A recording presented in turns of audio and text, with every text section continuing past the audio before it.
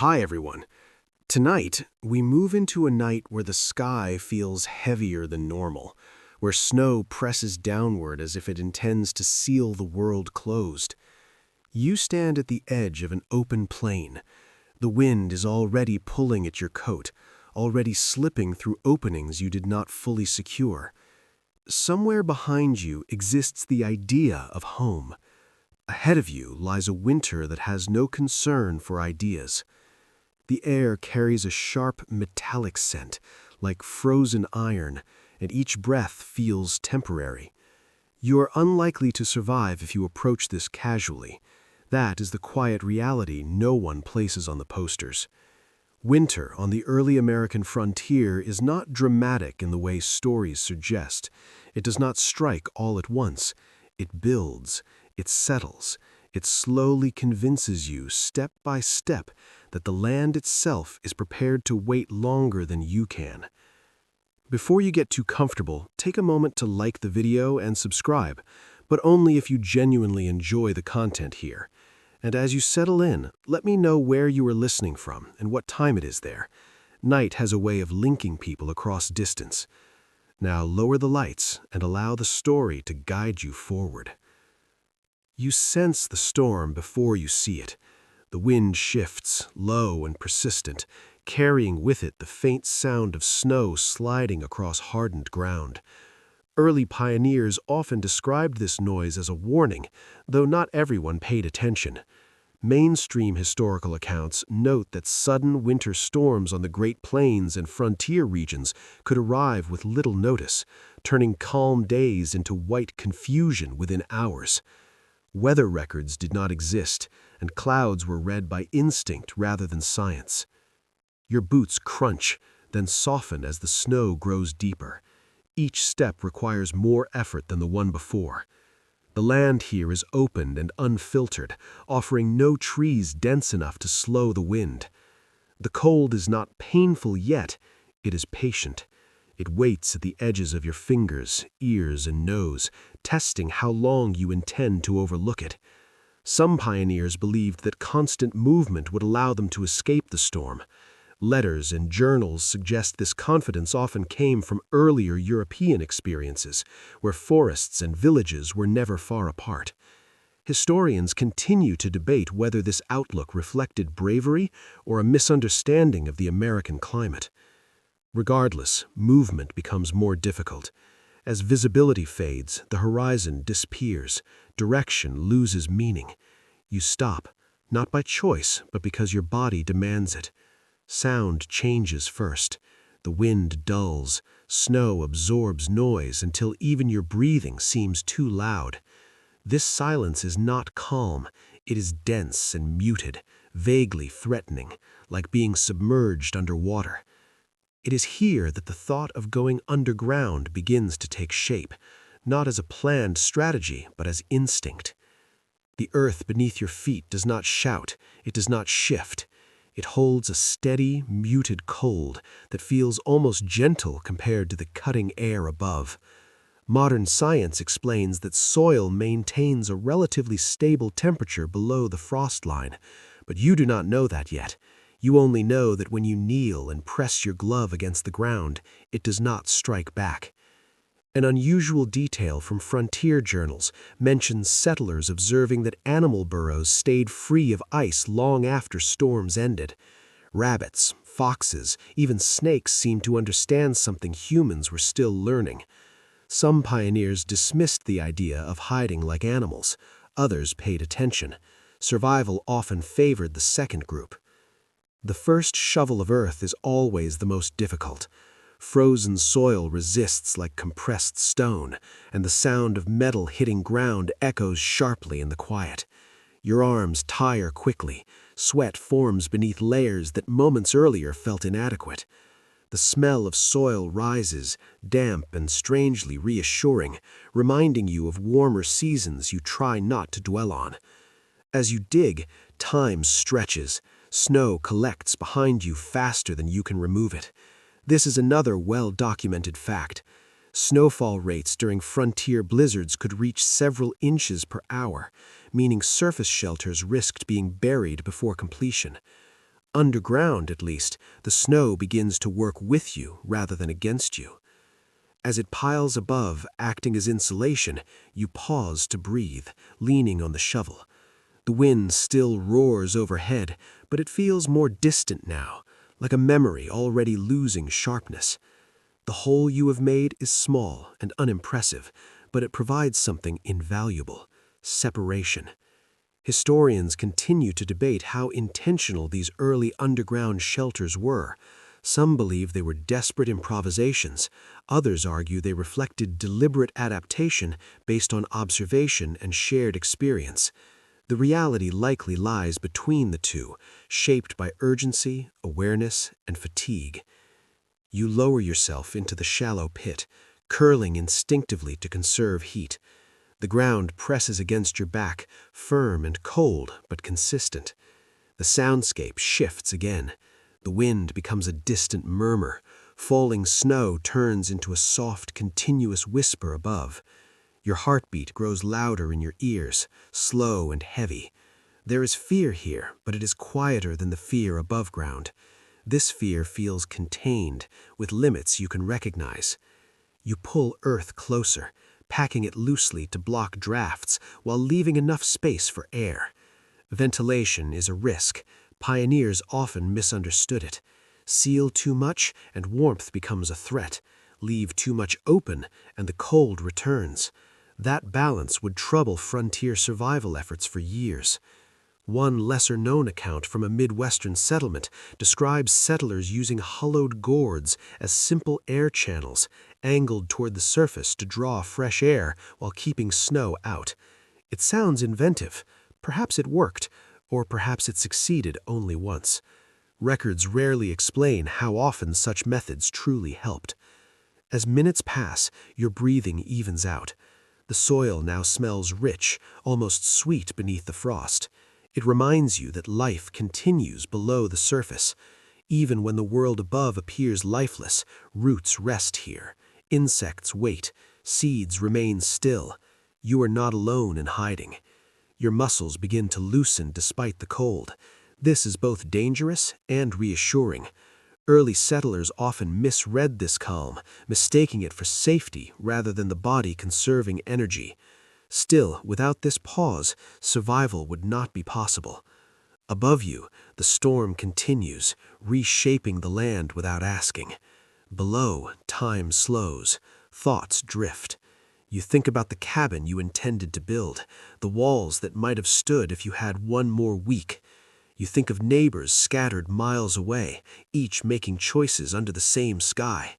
This decision to trust the earth marks a turning point you may not fully recognize yet. It is not heroic. It is not especially hopeful. It is practical. It is quiet. And it is why you are still breathing as the night grows deeper. The ground offers no promise of comfort. It offers reliability. In a world where wind erases tracks and snow buries errors, reliability is enough. The storm does not end the way stories describe. There is no sudden break, no clear sky. Instead, it continues hour after hour, like a decision already settled. You wake without fully waking, unsure how long you have been pressed against the packed earth, unsure whether sleep ever truly came. Your body aches in a dull, widespread way, as if the cold has gently rearranged everything inside you. Above you, snow continues to fall. You no longer hear it as separate flakes, but as mass, a steady, gentle weight pressing down on the ground overhead. This is one of the widely accepted realities of frontier winters that often gets softened in later retellings. Many early storms did not last minutes or even hours, but stretched across days. Snow, paired with constant wind, formed drifts taller than fences and at times higher than the cabins themselves. You move your legs carefully. Movement feels costly. Every motion uses warmth, and warmth has become your most valuable resource. You recall believing that digging underground would be a short-term fix, a pause meant to outlast the worst conditions, but the storm is offering a different lesson. Waiting may require more time than expected. When you place your palm against the earthen wall, it feels nearly the same as before. Cold, yes, but consistent, nothing like the sharp, biting cold of open air. This is where pioneers began to recognize the difference between exposure and endurance. Above ground, the cold attacks. Below ground, it settles into a balance. Some settlers kept rough records of storm length, carving marks into wood or stone. Others gave up on tracking time once the sun vanished. Historians still debate whether people truly lost count of days during major blizzards or whether later stories exaggerated the confusion. Either way, time here feels stretched. Morning and night blend together, measured only by hunger and fatigue. You reach for the small bundle of food you brought down. It is less than you hoped. Dried meat, hard bread, maybe a small piece of fat wrapped in cloth. You chew slowly, not for enjoyment, but for heat. Eating becomes a way to generate warmth from within. Frontier diaries frequently note that cold suppresses appetite even as the body urgently needs calories. This contradiction confused many newcomers. A curious detail appears in several accounts from the northern plains. Some pioneers reported that food tasted different underground, more earthy, less distinct. Whether this came from psychology or from cold-numbed senses is unclear, but perception changes when your world narrows to a small space in the ground. The wind above grows stronger, and for a moment you worry that the packed soil roof might fail. Snow loads were unpredictable. Entire cabins collapsed under their weight during harsh winters. Underground shelters were not immune. Too shallow and the ceiling could give way. Too deep and digging through frozen ground became impossible. Finding the right depth was more art than science. You listen closely. The earth creaks faintly, a sound more felt than heard. It is not alarming yet, just a reminder that this shelter is borrowed, not permanent. Early pioneers often described the psychological shift that came with storms like this. At first, there was urgency, planning, lists of tasks. Then, gradually, a narrowing of focus. Stay warm, keep breathing. Everything else could wait. This mental compression mattered as much as physical shelter. Those who continued to think in long-term plans often made risky choices. You check the small opening you left for air, brushing away snow that has started to creep inward. Ventilation again, always ventilation. There are quiet, tragic records of settlers who survived the cold only to lose consciousness from smoke or stale air. Some used small oil lamps or glowing embers underground, believing the heat justified the risk. Sometimes it did, sometimes it did not.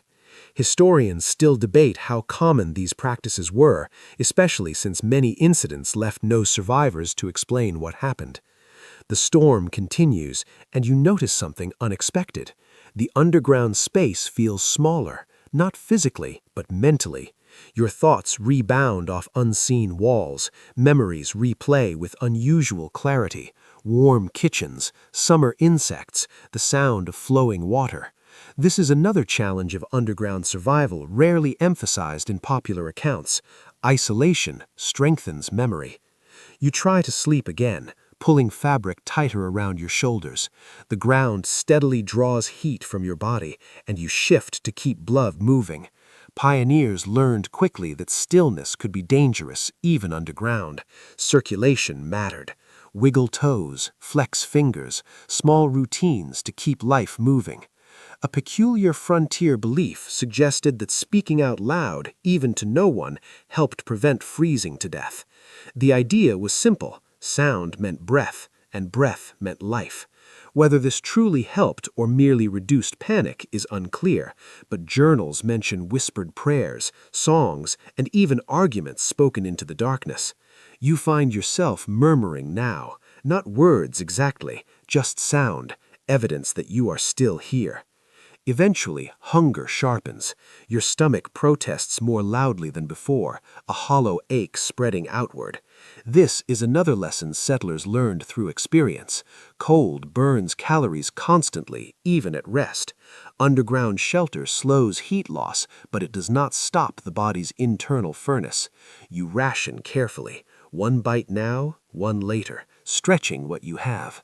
Root cellars and buried food caches existed for this reason, but reaching them during a storm was often impossible. Snow erased landmarks, paths disappeared. More than one pioneer froze within sight of their own supplies.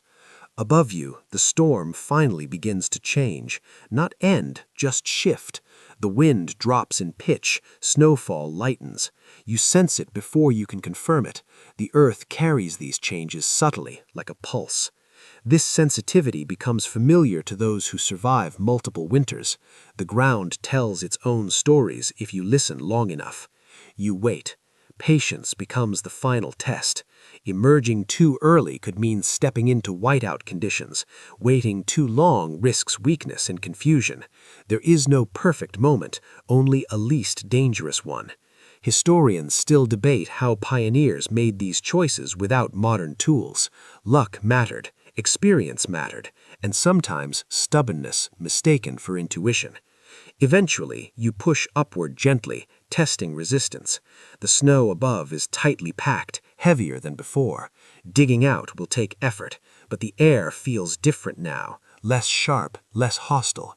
You pause, saving strength, knowing the storm has not fully released its hold, but it may have eased. For now, underground has served its purpose. It has bought you time, and on the frontier, time was often the only thing separating survival from becoming another unnamed story lost to winter.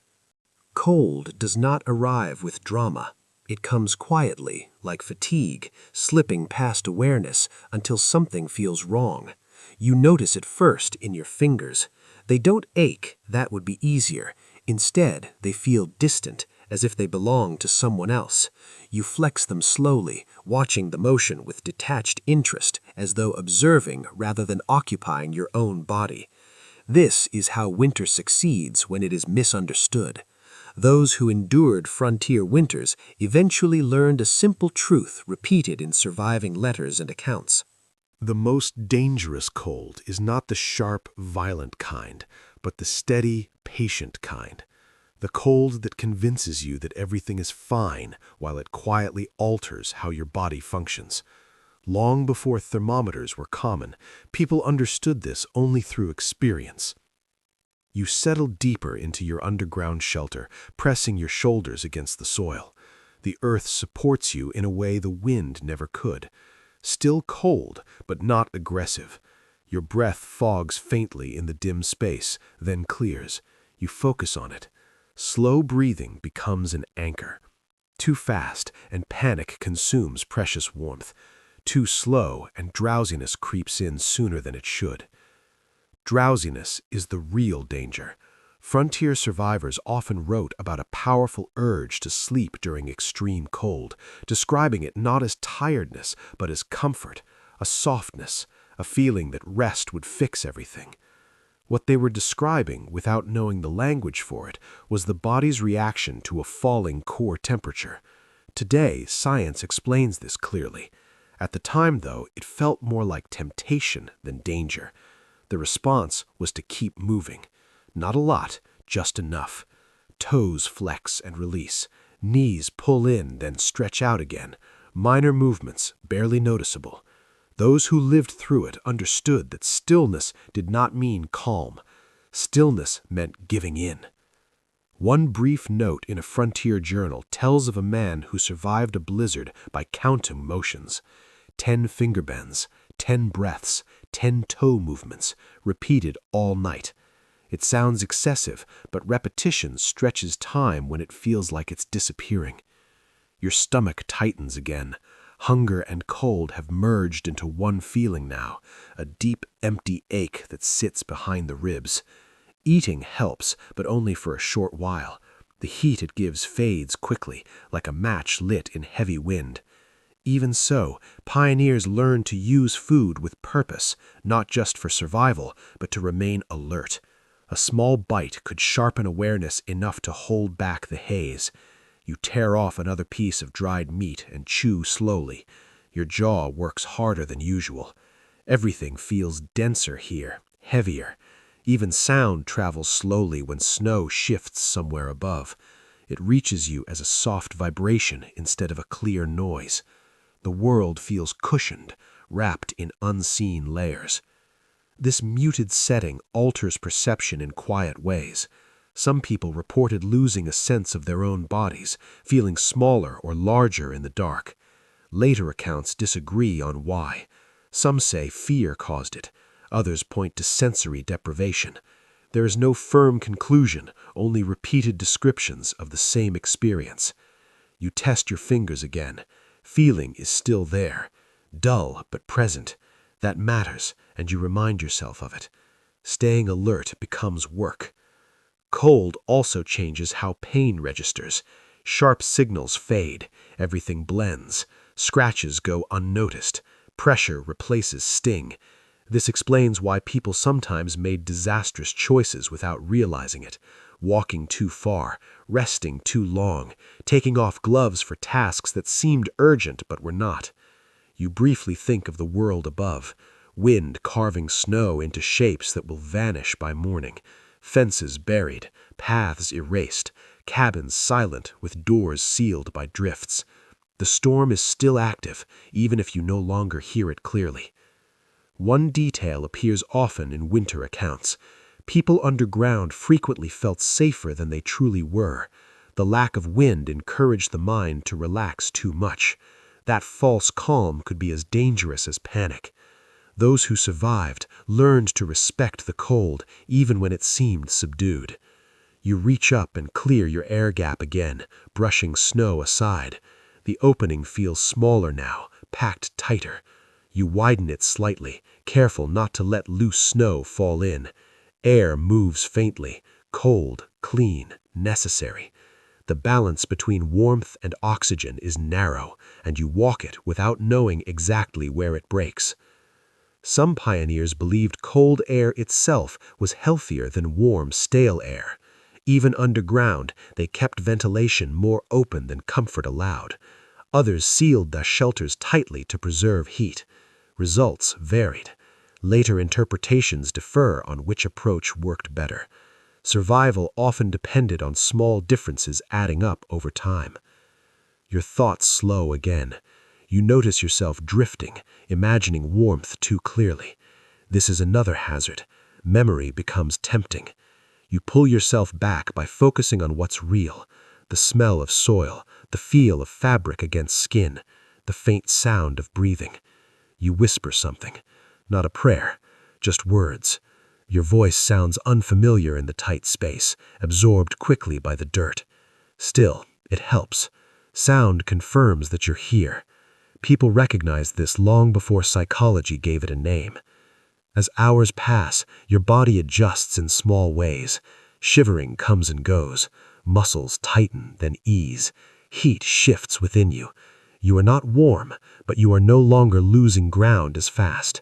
An underground shelter doesn't save you outright. It slows the loss enough that endurance becomes possible. That difference matters. A question runs through many frontier survival stories. How close to death were people before they understood it? Without tools or clear signs, awareness came late. Some lived because they acted early. Others lived because they didn't realize how serious things were and kept moving out of habit. Which mattered more is still unclear. Eventually, fatigue settles into something manageable rather than overwhelming. You learn its pattern and work with it. Short rests, gentle movement, steady breathing. This isn't comfort, it's upkeep. Above you, the storm continues reshaping the land. Below, your world has narrowed to essentials: air, heat, awareness. Everything else has fallen away. Cold kills quietly, but not always quickly. That is the lesson pioneers learned through experience. Bodies pressed to soil, waiting out storms, one breath at a time. The weakness of wooden walls is not that they fail suddenly, it's that they fail gradually, appearing reliable long after they are not. You remember how solid a new cabin feels, how tightly the logs fit, how reassuring their weight is. But winter doesn't test strength, it tests endurance. And wood, despite its strengths, slowly loses time. Settlers learned this through long nights rather than sudden collapse. Letters from homesteads describe cabins that felt warm at dusk but hollow and fragile by morning. Heat escaped through unseen gaps. Wind slipped through corners thought secure. Snow piled against walls, then worked inward as melt and refreeze acted like a slow wedge. You imagine yourself in such a cabin now. The fire burns, but it demands constant feeding. Wood runs out faster than expected. Each trip outside to gather more feels more dangerous. Snow hides familiar markers. Wind steals breath. Even walking 20 steps to a woodpile becomes a serious effort. This is where underground shelter begins to make sense in ways cabins often could not during extended storms. Life above ground required constant input, fuel, repairs, attention. Below ground, conditions stabilized, not warm but consistent. The earth required nothing, it simply remained. Many pioneer accounts note how quickly this difference became clear once both were experienced. Some describe leaving cabins mid-storm, crawling into dugouts or cellars when fires could no longer keep up. That choice was rarely easy. Leaving a structure built by your own hands feels like admitting defeat. But winter does not respond to pride. You think about sound. In a cabin, wind howls, logs strain, roof beams creak under weight. Every noise suggests failure is near. Underground, sound softens. The storm remains, but it loses its voice. That quiet carries authority. It tells the nervous system to slow. One small note in a Dakota settler's journal mentions that his family slept better underground. Conditions were objectively worse, less space, less light, less air, yet rest came more easily. Fear, it seems, burned more energy than cold itself. This doesn't mean cabins had no value. In moderate winters, a solid cabin offered comfort no pit ever could. Raised floors stayed dry, chimneys vented smoke, windows brought light. But in severe storms, those strengths became fragile. Chimneys filled with snow, roofs collapsed under weight, windows turned from relief into points of failure. Some families experimented with mixed approaches, partially excavated cabins, sod walls strengthened with wood supports. These structures sat somewhere between fully underground and fully above-ground homes. How well they worked depended heavily on soil conditions, snow depth, and the builder's skill. Later historians often had trouble classifying them, which helps explain why historical records sometimes conflict. You shift again inside your underground shelter, aware of the earth pressing back. The pressure is constant and unchanging, and over time it feels strangely calming. Above ground, the wind forces its way in. Below ground, the soil resists. That contrast affects how your body reacts. Muscles slowly release. Breathing becomes steady. Yet underground shelter brings its own risks. Moisture seeps inward. Condensation forms as warm breath touches cold surfaces. Clothes grow damp. When movement stops for too long, the cold works its way deep into the body. Cabins, by comparison, could stay dry when fires were kept going. This balance troubled pioneer families throughout the winter. Historians still quietly debate how often underground spaces served as full-time winter homes rather than temporary refuges. Some accounts suggest families lived below ground for entire seasons. Other sources describe their use only during severe storms. Reality likely varied by situation rather than tradition. People relied on what functioned, not what appeared proper. You picture stepping briefly into a cabin during a break in the storm, the doorway half buried, snow stacked high along the walls, both insulating and dangerous. Inside, the air feels colder than expected. Smoke lingers low. The fire struggles to hold. You realize the cabin no longer provides the security it once promised. That realization marks a change in priorities. You stop considering where you prefer to live and start asking where you can endure. Comfort becomes less important than reliability. A less common practice appears in a few records, allowing cabins to freeze completely and leaving them temporarily while families moved underground nearby. The intention was to protect the structure from thaw and freeze damage. It seems backward, yet the reasoning appears repeatedly. Whether it worked consistently is uncertain, but it shows how adaptable survival strategies became. Your thoughts return to the underground space. The air remains cold, but it is stable. There are no drafts to battle, no fire to feed, no cracking beams to monitor. Your focus narrows to awareness alone. That simplicity carries weight. Winter fatigue often came not only from cold, but from constant decision-making. Should more wood be added? Should a leak be sealed? Should snow be cleared from the roof? Each choice drained energy. Underground, the choice is reduced. Stay still, breathe, shift occasionally, wait. This narrowing of daily life had mental consequences. Some settlers later recalled underground winters as oddly calm when looking back. Others remembered confinement, fear, and long periods of near panic. Memory reshaped these experiences depending on whether survival followed. Endurance colored every recollection.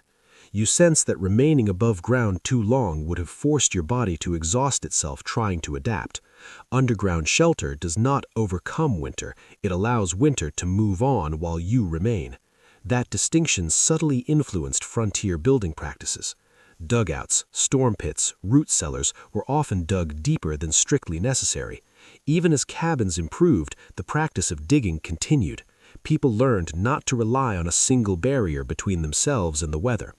As you rest against the soil, the storm still exists, but feels distant.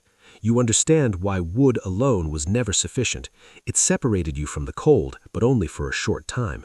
The earth, heavy and indifferent, provides something more dependable, not warmth, but time.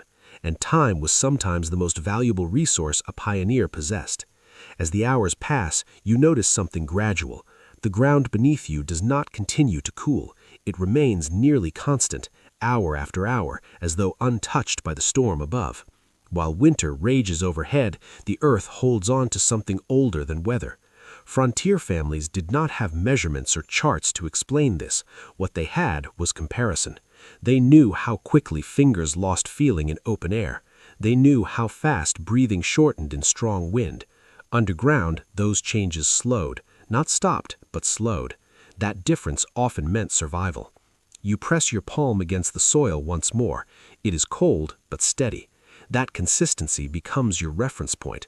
When everything else feels uncertain, the ground offers a baseline. Early settlers learned to trust that baseline, shaping how they built shelters, planned travel, and waited out storms. Accounts from different regions quietly align on this detail. Soil below the frost line resists extreme temperature change. Settlers may not have understood the science, but they recognized the effect. Dugouts, storm pits, and deep cellars were more than hiding places. They acted as thermal anchors. You shift your weight and notice how the cold interacts with your body. Wind strips heat aggressively, taking it layer by layer. The earth absorbs warmth more slowly, like a steady exchange rather than a sudden loss. It remains dangerous, but predictable danger can be managed. That predictability influences behavior. Instead of constant movement to fight sharp cold, you can rest more fully here. Muscles loosen, breathing slows, the body conserves rather than reacts. That conservation mattered during long winters. There is a small pattern in frontier journals that supports this idea. People underground often reported fewer injuries, fewer cases of frostbitten skin, fewer cracked lips, and less snow blindness. These were not dramatic successes, just quiet benefits that accumulated over time. You also notice how the earth reduces sound. The storm above fades into a distant presence, more like a memory than an immediate threat. This alters how fear functions. Fear feeds on noise and motion. Remove those, and it weakens. Still, the ground is not kind. Moisture constantly works its way in. Breath adds dampness to the air. Clothing grows heavy. Cold becomes persistent rather than sharp. Settlers quickly learned that damp cold could be as dangerous as wind, especially when combined with fatigue.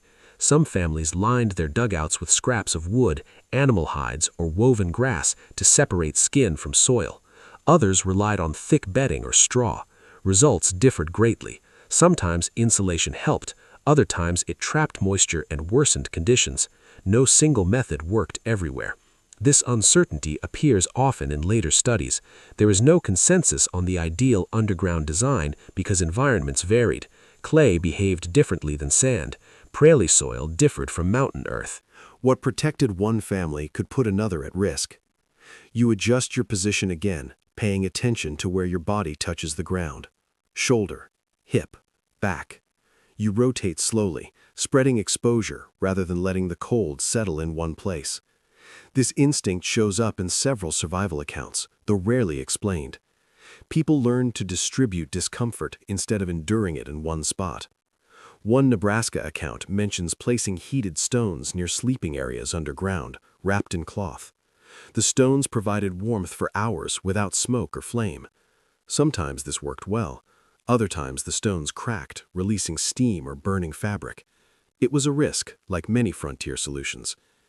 You focus on your breathing.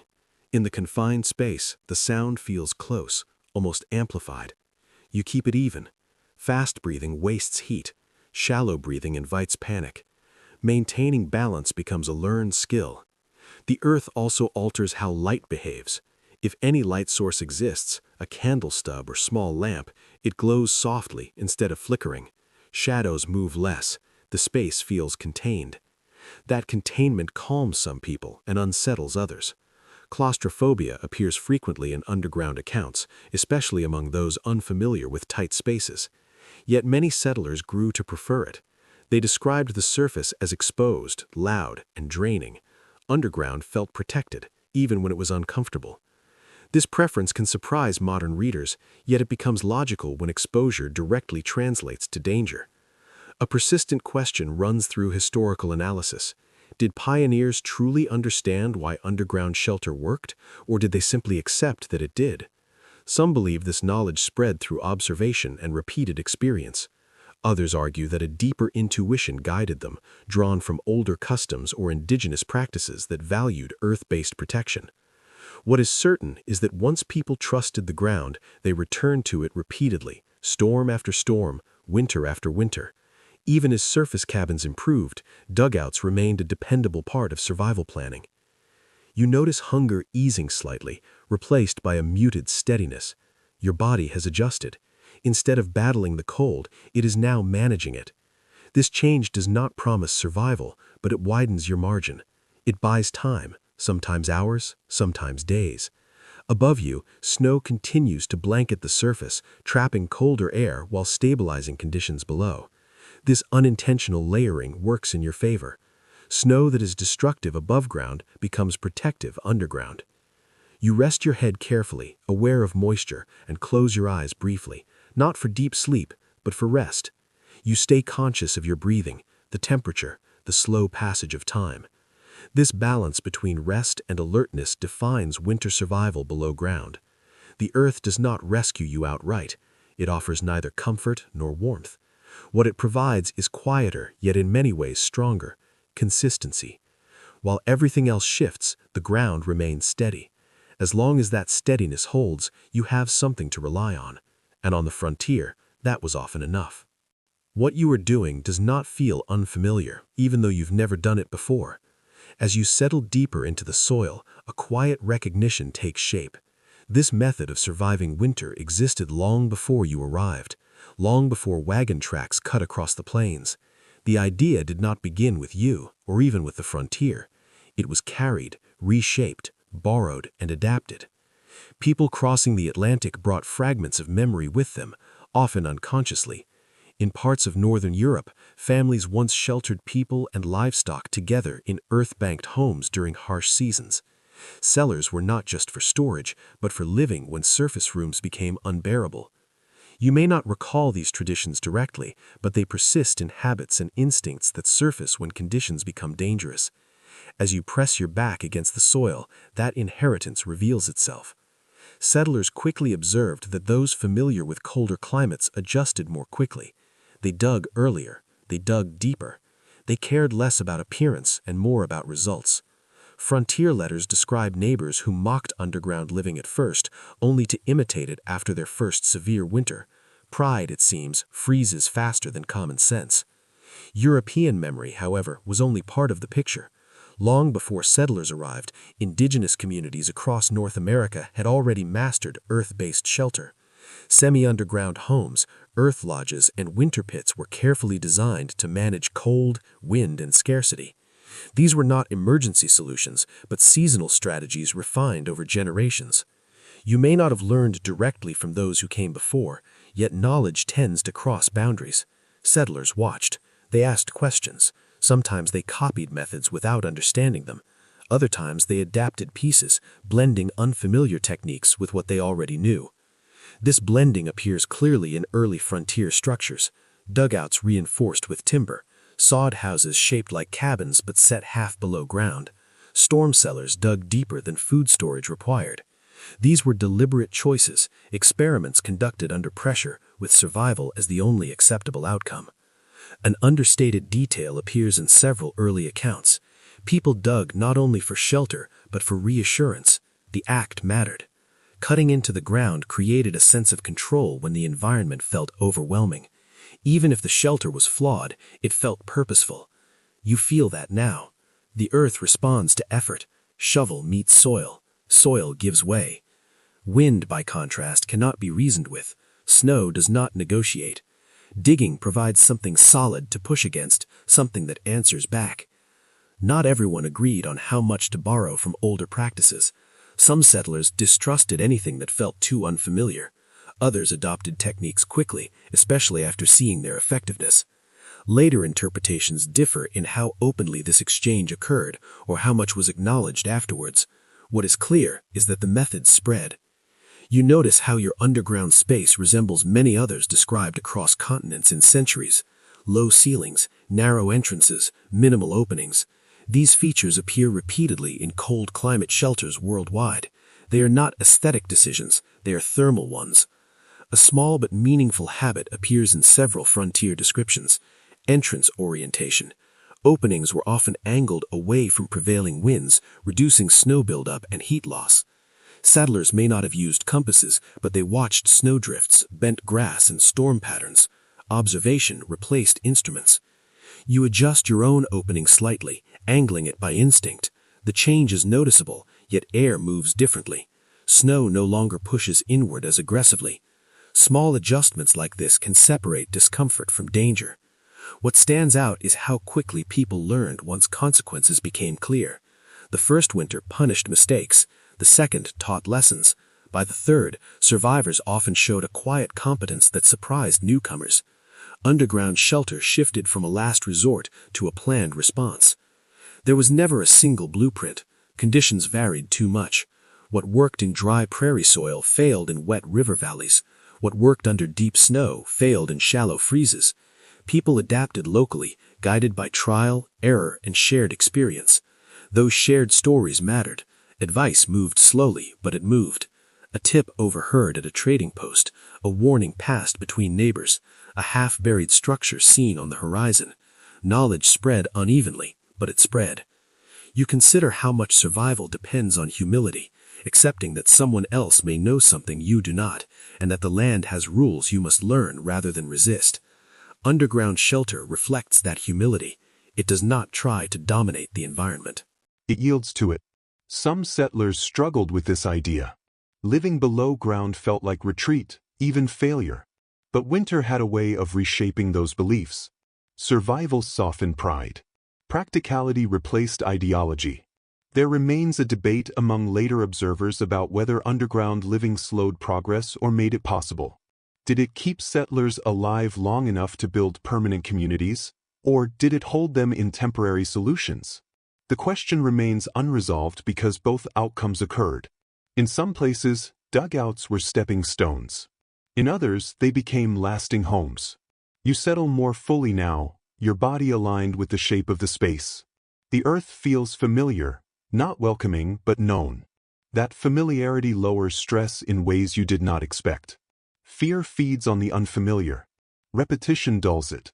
You realize underground shelter is not about hiding from winter, but working with it. Letting cold move over you rather than through you. Letting storms wear themselves out while you conserve energy. Once learned, this way of thinking changes how you view the land above as well. You notice slopes, soil types, natural windbreaks. You plan differently. You stop equating exposure with strength. As you breathe steadily, grounded and alert, you understand that survival knowledge is rarely created alone. It builds, travels, adapts, and when conditions grow severe, it resurfaces. carried by instinct and necessity. The Earth has been teaching this lesson for a long time. You are simply the latest to learn it. Digging in winter is nothing like it appears in stories. There is no smooth rhythm, no clear sense of progress. Every inch is earned twice. The soil resists, stiff with frost, clinging to the shovel as if unwilling to release. Your breath fogs the narrow space, then settles back onto your face as damp cold. Each movement sends a dull ache through muscles already strained from staying warm. And still, the act itself keeps you alive. People who endured early frontier winters often described digging as both a burden and a benefit. It consumed strength quickly, yet it delivered immediate results. A deeper wall reduced wind exposure. A raised edge of earth limited drifting snow. Physical effort turned directly into protection, something uncommon in a season dominated by forces beyond control. Pauses were frequent, not only due to fatigue, but because of planning. Moving too quickly caused sweat, and sweat froze. That error ended more than one winter survival attempt. Those who lived learned to work in brief intervals, resting just long enough to cool down without becoming cold. This measured pace might appear inefficient, but it was highly effective. Hands throbbed even beneath layers of fabric. Fingers stiffened, then gradually loosened again. As circulation shifted, tasks were rotated when possible. A little digging, then packing. Clearing snow, then adjusting the entrance. The labor became cyclical instead of straight line. Progress was judged not by depth alone, but by stability. One frontier letter mentions a man stopping halfway through digging simply to listen. He waited to understand how the wind passed over the opening before continuing. It may sound reflective, but it was practical. Wind direction controlled snow buildup, which affected where collapse was most likely. Working without awareness increased risk. Working with attention improved survival chances. You listen now. The storm communicates through pressure and vibration rather than clear sound. Snow shifts somewhere above. Heavy and slow, the ceiling remains intact, for the moment. Digging also alters thought patterns. Focus narrows to shovel, soil, breath. Future worries fade. Memories quiet. Even fear retreats slightly. This concentration becomes a form of mental shelter layered over the physical one. People did not describe it in those terms, but their accounts circle the same conclusion. Work steadied the mind. As the space grows, shaping begins rather than simple excavation. Corners soften, edges slope, straight lines disappear. Underground rooms tend to be rounded, not by plan, but by instinct. Curved surfaces resist collapse better than sharp angles. Without formal knowledge, people learn this through observation and hard experience. Knees sink into compacted earth. The smell deepens, rich and damp, faintly reminiscent of spring, which feels impossibly far away. Thinking too far ahead is avoided. Winter punishes impatience. A recurring detail appears in survival records, people naming their shelters. Nothing elaborate, just simple labels: the hole, the pit, the den. It may have helped claim a sense of ownership or reduce the feeling of impermanence. Words carried weight when everything else felt unstable. You test the ceiling again, pressing upward carefully. Firm layers of snow and soil have fused into dense reinforcement. This helps, but it also increases danger. If collapse occurs, it will be sudden. There will be no warning creak as wood provides. Just failure. That awareness keeps you alert. You stop digging upward and begin widening sideways. Undercutting is risky. So is confidence without caution. Survivors learn to read small signs: fine cracks, shifts in texture, changes in resistance. The ground communicates if you pay attention. You pause to eat again not because hunger demands it, but because effort requires it. Calories become heat. Heat becomes movement. Movement leads to safety. The chain is fragile. Break one link and everything slows. Food is rationed carefully, chewed until the jaw aches, extracting as much value as possible from every bite. Later analysts disagree about how long people could safely dig in these conditions. Some accounts describe hours at a time. Others suggest short sessions spread over days. The reality likely depended on strength, temperature, and urgency. What remains consistent is that those who paced themselves survived longer. Fatigue returns, but it feels different now. Less mental haze, more physical strain. Muscles signal clearly. That clarity helps. You respond by slowing rather than stopping. A rhythm forms. Dig, breathe, repeat. Snow presses down harder now, adding weight to the roof. This seems dangerous, yet it also seals gaps and reduces drafts. Underground survival is full of such contradictions. What threatens above can protect below. You smooth the floor with your boot, removing sharp edges. Comfort matters more than expected. A body that settles well rests better. Better rest leads to better decisions. Pioneers learned to invest energy in small comforts, even when supplies were limited. Straw, hides, folded cloth, anything to separate skin from ground. Another often missed detail appears in several accounts. People marked their shelters from above before storms fully arrived. Poles, branches, scraps of cloth. Without markers, exiting could be impossible. Snow erased entrances completely. More than one person was rescued because someone remembered where a shelter should be, not where it was visible. You consider that now, wondering if anyone knows your location. The thought brings both reassurance and discomfort. Underground living isolates by intention. That isolation shields you from weather, but distances you from help. As the digging slows, you settle into the space, breathing evenly. The shelter is flawed. It always will be. But it is deeper, more intentional. Yours. The act of digging has changed you. Excess thought and fear have burned away. What remains is focus, awareness, and quiet determination. Above, the storm continues reshaping the land. Below, you have reshaped just enough of it to matter. That is the frontier trade. You do not defeat winter. You carve out a pause and hope it lasts. You rest. Hands sore, body tired, mind unexpectedly calm. The ground holds. Air moves. Time passes. For tonight, that is sufficient. The first thing you notice once digging stops is the air. Not its temperature, but how it behaves. It moves differently now, slower, heavier, as if reluctant to travel through such a confined space. You inhale carefully, then exhale, observing how your breath lingers before fading into the dim interior. Underground shelter solves one problem by creating another.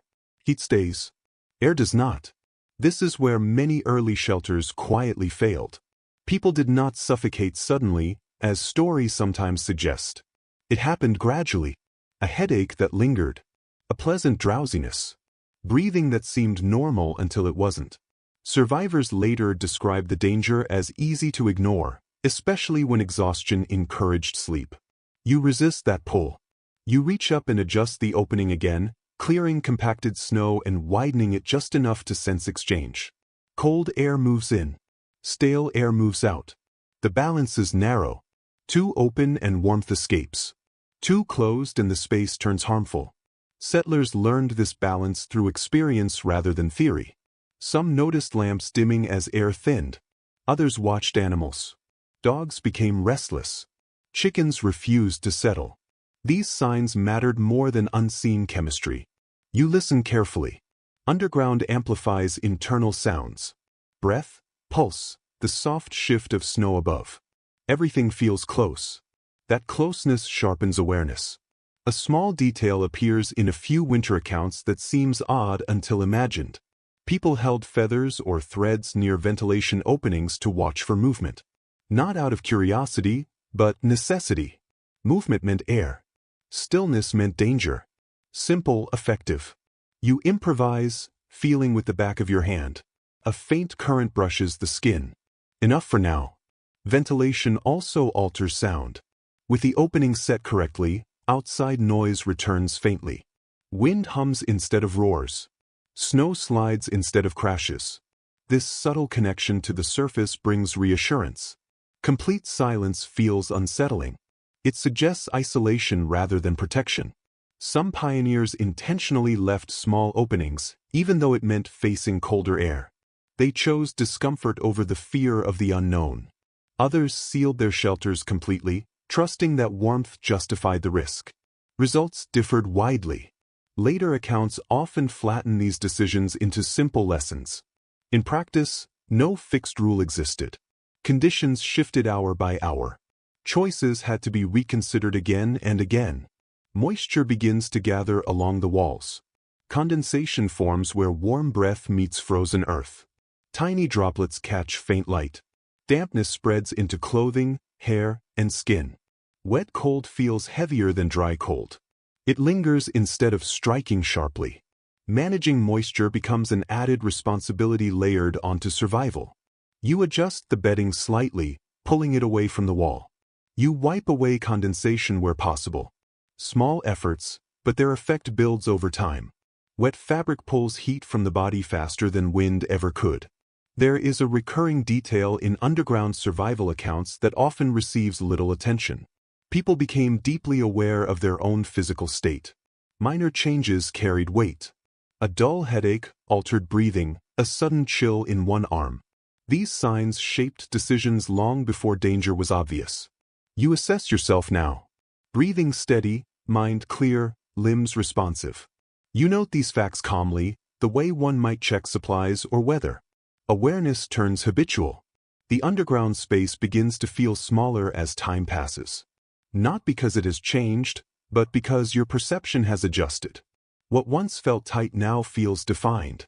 Boundaries grow familiar. Familiarity lowers tension. Still, the air demands care. You avoid deep sleep. Instead, you rest in short intervals, waking often to clear the opening and confirm airflow. This broken rest mirrors many settler accounts. Full sleep was uncommon during storms. Survival required attention even through exhaustion. A lesser-known habit appears in several records. People would speak out loud from time to time just to hear their own voice. Not prayer or conversation, simply sound. Speech confirmed alertness. Silence risked turning attention inward too deeply. You notice yourself doing the same, whispering a few words, then pausing to listen. Above, the storm continues reshaping the landscape. Snow stacks higher, drifts harden, paths vanish. Underground, your awareness of these changes comes only through subtle signals. Pressure shifts, muted sound, temperature changes. You learn to read them carefully. There is debate among later observers about how effective air exchange really was in underground shelters during major storms. Some argue snow allowed enough diffusion to reduce danger. Others believe many shelters were more hazardous than survivors understood. Evidence remains uneven, drawn mostly from those who lived to report it. You adjust the opening again, choosing caution. The air turns colder, but clearer. Your breath feels lighter. The exchange feels worthwhile. Ventilation also brings scent. Cold air carries a faint trace of snow and open sky. It cuts through the earthy dampness, refreshing the space. Smell grounds you, reminding you the surface still exists beyond the soil. You shift your body slightly, redistributing weight, careful not to block airflow with movement. Underground survival makes even rest a technical act. Head position matters. Leg placement matters. Everything interacts. At some point, you notice fear has faded into the background. Not gone, but subdued. In its place is steady focus. This state appears frequently in survivor recollections. Once panic eases, a measured calm takes over. Judgment improves. Energy evens out. You realize ventilation is more than practical. It is mental. Knowing air moves in and out reassures you that you are not sealed off, that the shelter breathes as you do. Over time, a rhythm forms. Check the opening. Clear snow. Breathe deeply. Rest briefly. Repeat. The repetition itself becomes calming, almost meditative. It creates structure where the storm has erased it. An underground shelter is never passive. It requires action, awareness, adjustment. That engagement keeps you present, alive. You lean back again, eyes partly closed, listening to the faint movement of air above. Cold brushes your skin gently. Not enough to alarm, enough to remind you to stay alert. The storm will end on its own terms. You cannot rush it. All you can do is maintain the fragile balance between warmth and breathing, between rest and readiness. For now, that balance holds. Once the shelter settles into rhythm, You notice how sound behaves differently underground. It no longer rushes toward you. It arrives softened, filtered, stripped of sharp edges. The storm still exists above, but it feels more distant than expected, as if a heavy door has closed between you and the outside world. Snow absorbs sound unlike almost anything else. Wind loses its roar. Falling drifts land with a dull thud instead of impact. Even your own movements sound reduced. This quiet is not silence. It insulates the ears as much as the body. Many who endured frontier winters noted the shift without fully understanding it. They described storms that sounded violent above ground and almost gentle below. Same weather, same danger, experienced entirely differently depending on position. That change in sound mattered beyond comfort. It altered how fear operated. Fear feeds on noise. Remove the roar, and urgency weakens. You notice your heartbeat sounds louder now, no longer masked by wind. At first it feels unsettling, then reassuring. A steady rhythm, proof of continuity. You listen without worry, letting it pace your breathing. Underground, patterns emerge. Snow slides in slow waves rather than sudden crashes. A faint vibration marks when a heavier drift settles nearby. Subtle pressure shifts follow changes in wind direction. These signals replace sight. You read the storm through touch and sound instead of vision. Several winter accounts mention settlers being surprised when they finally emerged, shocked by how fierce the storm still appeared above ground. It had sounded almost calm below. This mismatch carried risk. Some misjudged conditions and surfaced too soon, only to retreat again or worse. You remind yourself of that now. Quiet does not equal safety. It only means distance. The shelter itself reinforces this illusion. Packed earth dulls vibration. Curved walls scatter sound rather than reflecting it. The space feels smaller acoustically than it is. Even a cough seems contained, absorbed quickly by soil. Some settlers welcomed this quiet, using it as a cue to rest and conserve strength. Others grew uneasy, craving noise as proof the world still existed. Both reactions appear in early writings, sometimes from the same individual on different nights as fatigue shifted emotions. You notice your thoughts slowing again, not from cold, but from reduced stimulation. When external input fades, the mind turns inward. Memories surface uninvited.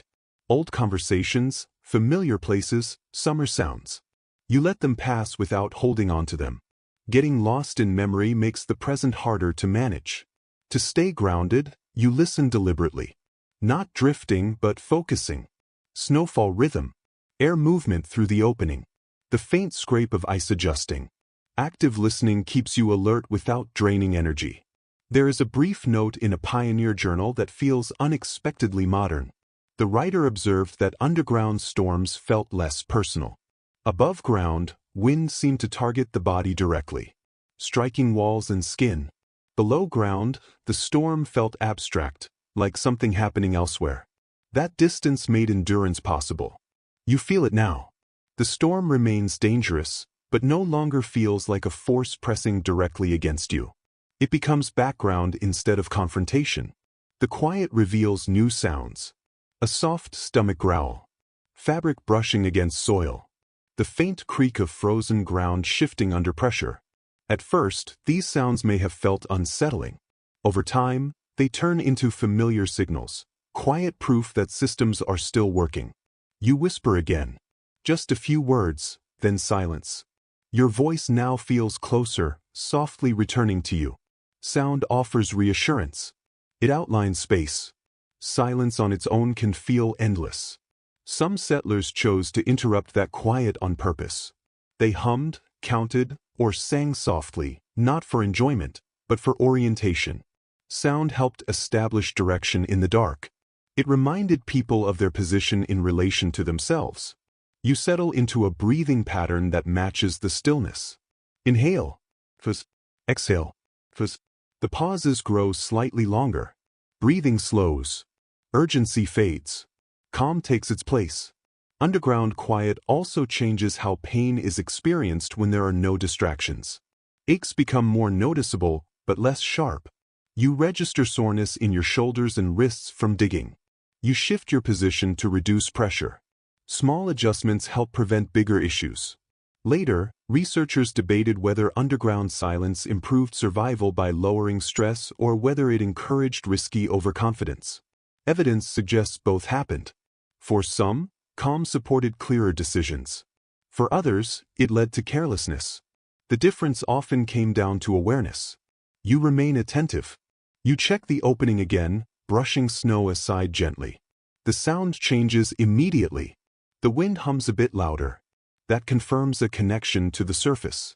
You leave the opening slightly uncovered. As time passes, you start linking specific sounds to specific conditions. A low rumble signals shifting wind. A soft settling sound means snow compressing. A sharper scrape suggests drifting near the entrance. This growing awareness of sound replaces the need for sight. The body adapts quickly when required. Above ground, vision came first. Underground, hearing leads. Touch follows closely. Smell becomes more noticeable as well. Damp earth mixed with cold air signals either freshness or stagnation. You realize that surviving underground changes perception. It shifts which senses matter most. This happens quietly without guidance. The storm continues above, but it feels less overwhelming now, filtered through soil and snow. The filtering does not weaken the storm itself. It reduces its effect on you. As you settle again, the quiet surrounds you like another layer of insulation. Not warm, but steady. It allows rest without forcing it. You stay alert, listening and breathing, letting time stretch without resistance. Underground, the world becomes smaller. Within that narrowing, survival feels manageable. The storm remains above, but for now, it has lost its presence. The longer you stay underground, the more space feels like a concept rather than a measurement. What once felt impossibly tight now feels workable. Not comfortable, but sufficient. Your body learns where it can move and where it cannot. Your mind stops demanding more room and begins negotiating with what is available. This adjustment happens quietly. Families who survived winters this way often describe the same shift. At first, confinement felt unbearable. Too close, too dark, too still. Over days or weeks, that reaction softened. People learned to adapt to the space instead of resisting it. Life became smaller, but it continued. You curl slightly, then straighten again, careful not to disturb the walls. Movement is intentional now. Every action has a cost. Even reaching for food requires thought. Will the effort use more warmth than the food provides? Will shifting weight loosen soil? These calculations become automatic when space is limited. Living underground compresses more than physical space. It compresses relationships. When families shared these shelters, personal boundaries disappeared quickly. Privacy, as understood today, did not exist. Breath mix. Body heat overlapped.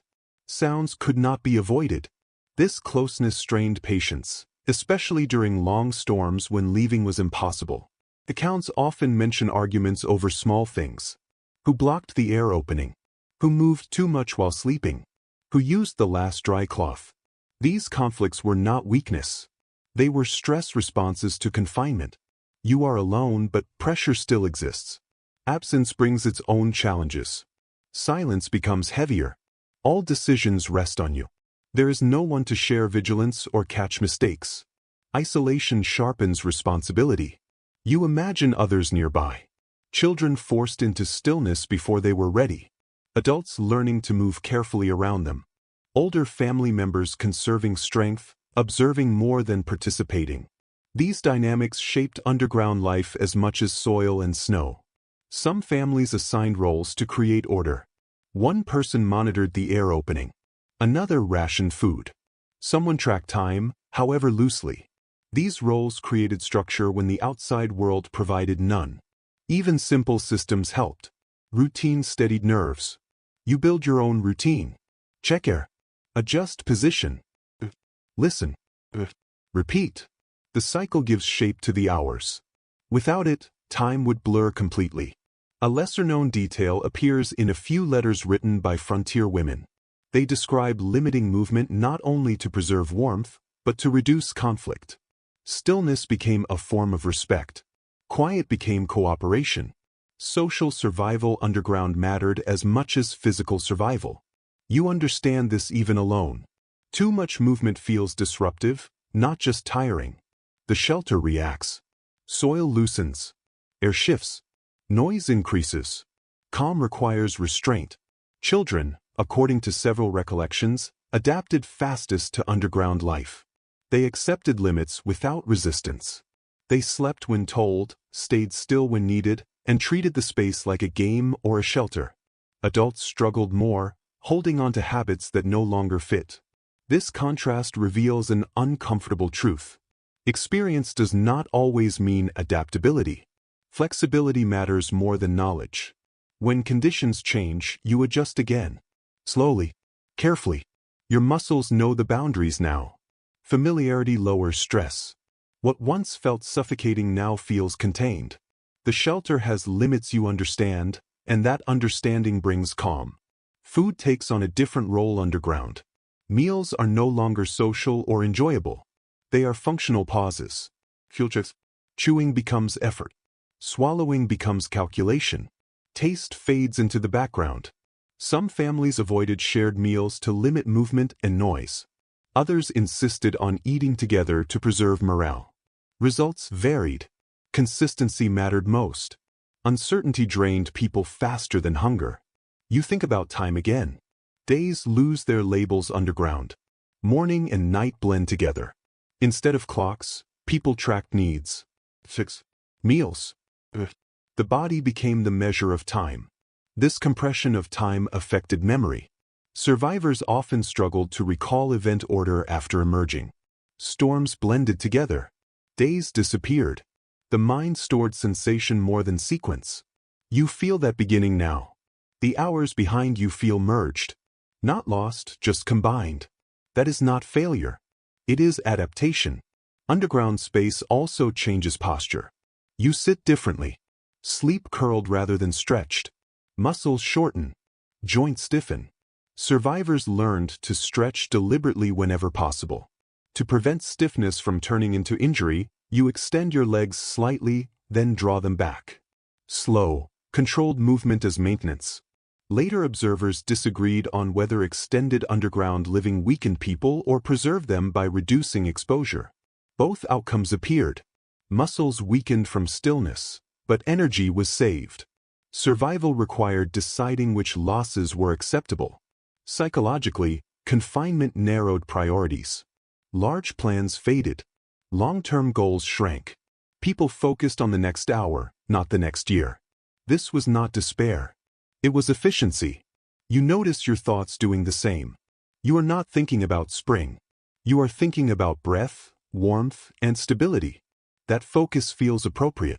As the shelter holds firm and the storm rages above, you realize that surviving underground in winter isn't about heroic endurance. It's about adjustment, yielding space, expectations, and control where it cannot be held. The earth presses gently from all sides, restricting you, yet also defining your limits. Within these boundaries, you find a way to exist. That existence is smaller, quieter, slower, but it is real. In winter, reality is enough. Fire underground becomes more an idea than a tangible presence. Its absence is immediately felt, like a missing sense you once took for granted. Above ground, fire meant life, light, heat, and reassurance. Below ground, it becomes complicated and risky, something to approach cautiously, if at all. Early settlers learned this quickly, often the hard way. Flames consume oxygen. Smoke has nowhere to escape. A hearth that seems safe in a cabin could be deadly in a confined space. Underground, fire could either warm you or end you with little warning. You sit quietly, imagining the comfort of flame without daring to create it. Instead, you rely on subtler warmth, layered clothing, strategic body positioning, the residual heat trapped in soil. At first, these methods feel primitive, but they work precisely because they don't require air or constant attention. People adapted by redefining heat. It no longer came from brightness or sound, but from retention, conservation, and preventing loss. This shift marks a turning point in winter survival. Some pioneers experimented cautiously, a single ember sealed in clay, a heated stone wrapped in cloth, a lamp shielded in a niche. Each carried risk, smoke, low oxygen, sudden steam from cracked stone. Success stories traveled. Failures often did not. The cold hits hardest where heat escapes fastest. Hands, feet, face. You tuck your hands against your core, slide your feet beneath layers, and let your breath warm the fabric around your mouth. These gestures feel instinctive, repeated without thought, refined through necessity. Some winter letters note that people felt warmer underground without fire than above ground with it. This seems impossible until you consider wind. Flame fights cold constantly, earth simply blocks it. Fires demand tending. Wood must be gathered, ash cleared, sparks watched. Underground, attention is limited. Every task must justify itself. Fire rarely does. That doesn't mean fire disappears, it changes form. Warmth becomes portable, temporary, and carefully rationed. A stone warmed and buried, a pot heated and insulated. Heat, like food, is stretched, not consumed freely. Settlers developed routines, brief warmth at the safest moment, then retreat into stillness. The pattern mirrors animal behavior, bursts of activity followed by long rest. Movement followed by stillness. Effort followed by quiet. Underground survival favors pulses rather than continuity. Light behaves differently as well. If present at all, it is dim and precious. Candles burn oxygen, lamps produce smoke. Many chose darkness instead. Eyes adapted and time slowed. Vision became secondary. Darkness underground is not total, it has texture. Shadows feel closer, depth perception fades. You rely on touch, memory, and sound. Objects are placed deliberately to prevent accidents. Reduced light altered sleep patterns. People slept in fragments, short rests, long wakeful periods. True day and night lost meaning. The body followed temperature and fatigue rather than the sun. Later commentators debate whether underground life worsened winter depression or offered protection. Some describe monotony, others, a strange peace. The difference seems tied to expectation. Those who resisted confinement struggled more, while those who accepted it adapted. You accept it now, not happily, not eagerly, but without argument. The earth sets the terms. You negotiate within them. Without fire, scents are more noticeable: damp soil, cold fabric, your own breath. These are neutral. Smoke would complicate that balance. Clarity matters. You recall cabins glowing against snow, smoke rising into the storm, powerful images, but they belong to times when choice exists. Underground, choice narrows. Heat is subtle, slow to accumulate, held close, protected from loss. It feels less like warmth, more like absence of pain. That becomes the goal. You shift, feeling fabric warm slightly against your skin. That small gain matters. Underground life teaches you to value incremental progress. Fire once symbolized control, now restraint does. Resting, you conserve what little warmth you have. Underground survival reduces life to fundamentals: air, heat, awareness. Remove any, and the system fails. Earth provides one automatically, air demands attention, heat requires discipline. You breathe slowly, deliberately, keeping everything balanced. The storm continues above, unseen and unheard. Fire is no longer central. Light becomes optional long before morale does. Gradually you notice this. Initially, you instinctively reach for brightness, seeking proof of space and safety. But light costs too much. It consumes air, demands fuel, creates movement where stillness is safer. So you let it go. Darkness settles, not as an enemy, but as a condition. Your eyes adjust. Shapes soften, edges blur. You learn the shelter by touch rather than sight. Wall curves, floor dips, stored fabric. Familiarity replaces illumination. Many settlers recorded this transition without fully explaining it. They described learning darkness as a skill rather than surrender. In truth, it is both. Darkness simplifies the world, narrowing attention to essentials. Time stretches differently without light. Minutes lose definition, hours dissolve. Instead of counting, you sense time through hunger, stiffness, or the need to shift. The body becomes the clock. Without sunrise or sunset, this effect intensifies. Thoughts slow, not dull, just extended. Sentences in your mind stretch, trailing off instead of snapping shut. This slower cognition feels unusual at first, then comforting, matching the rhythm of the shelter. Some resisted, clinging to light and burning lamps longer than safe, insisting visibility proves normal life. Others embraced darkness quickly, seeing it as rest for eyes and mind. Outcomes often followed the same pattern. Early adapters conserved more energy. You sit quietly, hands folded, listening to your breathing. The sound fills the space. Breath is life. Without light, memory sharpens. Sounds from long ago surface. Footsteps, wind, distant voices.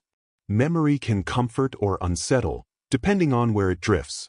Balance matters. Let memory visit, but remain present.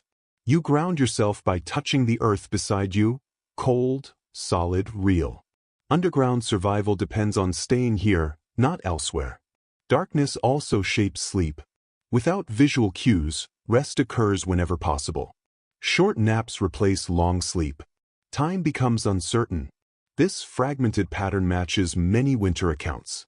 Several journals note people stopped dreaming, or at least stopped recalling dreams, while living underground. Sleep became shallow. Functional dreams need safety and surplus, and underground winter provides neither. Still, rest matters.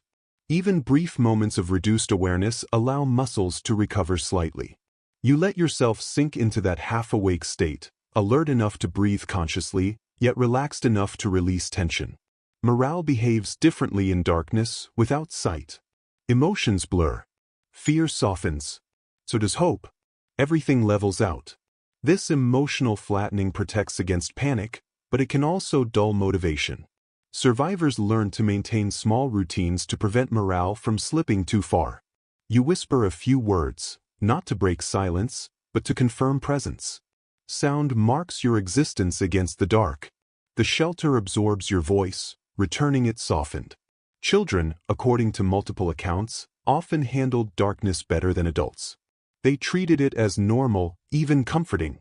Adults, carrying memories of light, felt its absence as loss. Adaptation mattered more than experience. Darkness reduces comparison. You are not measuring what you don't have, nor imagining alternatives. You exist within what is available. That acceptance eases strain. Later interpreters debated whether prolonged darkness affected mental health long-term. Some survivors reported lingering unease. Others recalled it with surprising calm. Memory reshapes experience, smoothing or sharpening edges depending on outcome. For now, darkness works in your favor. It encourages stillness, reduces unnecessary movement, conserves resources, and aligns your internal pace with the environment. You breathe slowly, letting the dark wrap around you. It feels less like confinement and more like being held. Above, the storm rages unseen, unheard. Awareness in winter is enough to carry you forward. You notice the change in children before it appears in yourself. They stop fidgeting sooner, accepting stillness as rule rather than punishment. Where adults resist confinement, children fold into it, adjusting bodies and expectations with ease. Underground winter reshapes everyone, but the young fastest. This is observation, not sentiment. Frontier families often noted children adapted to underground shelters with fewer complaints and less visible fear. They slept when told, stayed close, and learned which movements were allowed in the dark. Imagination quieted rather than amplified. Survival simplified play. Adults struggled with habits that no longer fit. Restlessness lingered. The urge to check, adjust, or improve persisted. Many journals describe parents forcing themselves into stillness so children would follow. Leadership underground meant restraint more than action. You feel that discipline shaping your body. The impulse to adjust fades. You settle, accepting posture rather than resisting. Muscles learn sustainable positions. Joints complain less when movement is purposeful. Children also changed how they listened. Underground, sound mattered. They quickly recognized footsteps above, shifting snow, wind versus settling earth. Adults often overlooked these subtleties at first. Children absorbed patterns instinctively, storing them without analysis. Family accounts describe children waking parents during storms because the snow sounded wrong. Sometimes correct, sometimes not, but adults listened anyway. Underground survival heightened attentiveness wherever it appeared. You imagine a child pressed close beside you, breathing quietly, mirroring your stillness. Closeness was structural. Space forced intimacy. Body heat overlapped. Movement synchronized. Children learned to read adults' breathing. Adults learned to read children's tension. Authority softened.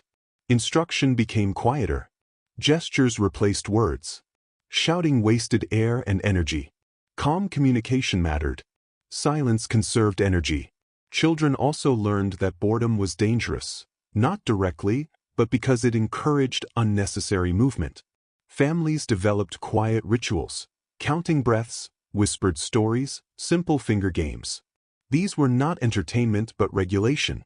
Mothers repeated short stories to maintain stillness, not pastime. Repetition soothed nerves and anchored everyone in a shared mental space. Variety was less important than predictability. You feel this now. Repetition stabilizes. Same checks, same breathing rhythm, same posture. Each cycle reduces uncertainty. Children learned what not to touch: ventilation openings, stored food, damp walls. Mistakes underground had immediate consequences. Learning happened fast. Later writers disagree whether this accelerated maturity benefited children long-term or burdened them. Some argue it built resilience, others suggest lasting anxiety. The evidence supports both, depending on memory and outcome. What is clear? Children became competent participants in survival sooner underground than above ground. Confinement compressed learning. You sense the same compression. Skills that were once abstract, breath control, stillness, listening, become habits. Children experienced less fear of darkness than adults expected. Without contrast, darkness became neutral. Adults remembered light and felt loss. Children had no such frame. Darkness became useful, hiding limitations, reducing longing. Underground winter removed some childhood softness, but also distractions. Survival narrowed focus. Children learned quickly because little else competed for attention. One account notes a child asking why spring hadn't come yet after only weeks. Time underground stretched perception. Young and old struggled to sequence events. Families sometimes marked time physically. Knots in string, scratches in wood, pebbles moved from one pocket to another. Crude but grounding systems reassured children that progress existed even when unseen. You mark time now through breath, checks, and hunger, not precise but effective. Children slept more deeply than adults. Adults hovered between wakefulness and exhaustion, guarding air, warmth, and silence. Parents listening, children breathing. The imbalance shaped nights. Underground winter teaches an uncomfortable truth. Survival is learned fastest under strict conditions. Freedom slows learning. Constraint sharpens it. Children understood this intuitively. Adults had to unlearn first. You settle fully, accepting the space. The shelter now feels like a system you understand. Above, the storm continues. Below, learning continues quietly, breath by breath. Somewhere in that stillness, resilience takes root, not loudly, not dramatically, but in small adjustments that endure. Animals change the underground environment before humans notice, not obviously, but in warmth, sound, and smell. You sense it as soon as another creature shares the shelter. Air feels slightly warmer, heavier. Life multiplies its signals when more than one being breathes in the same space.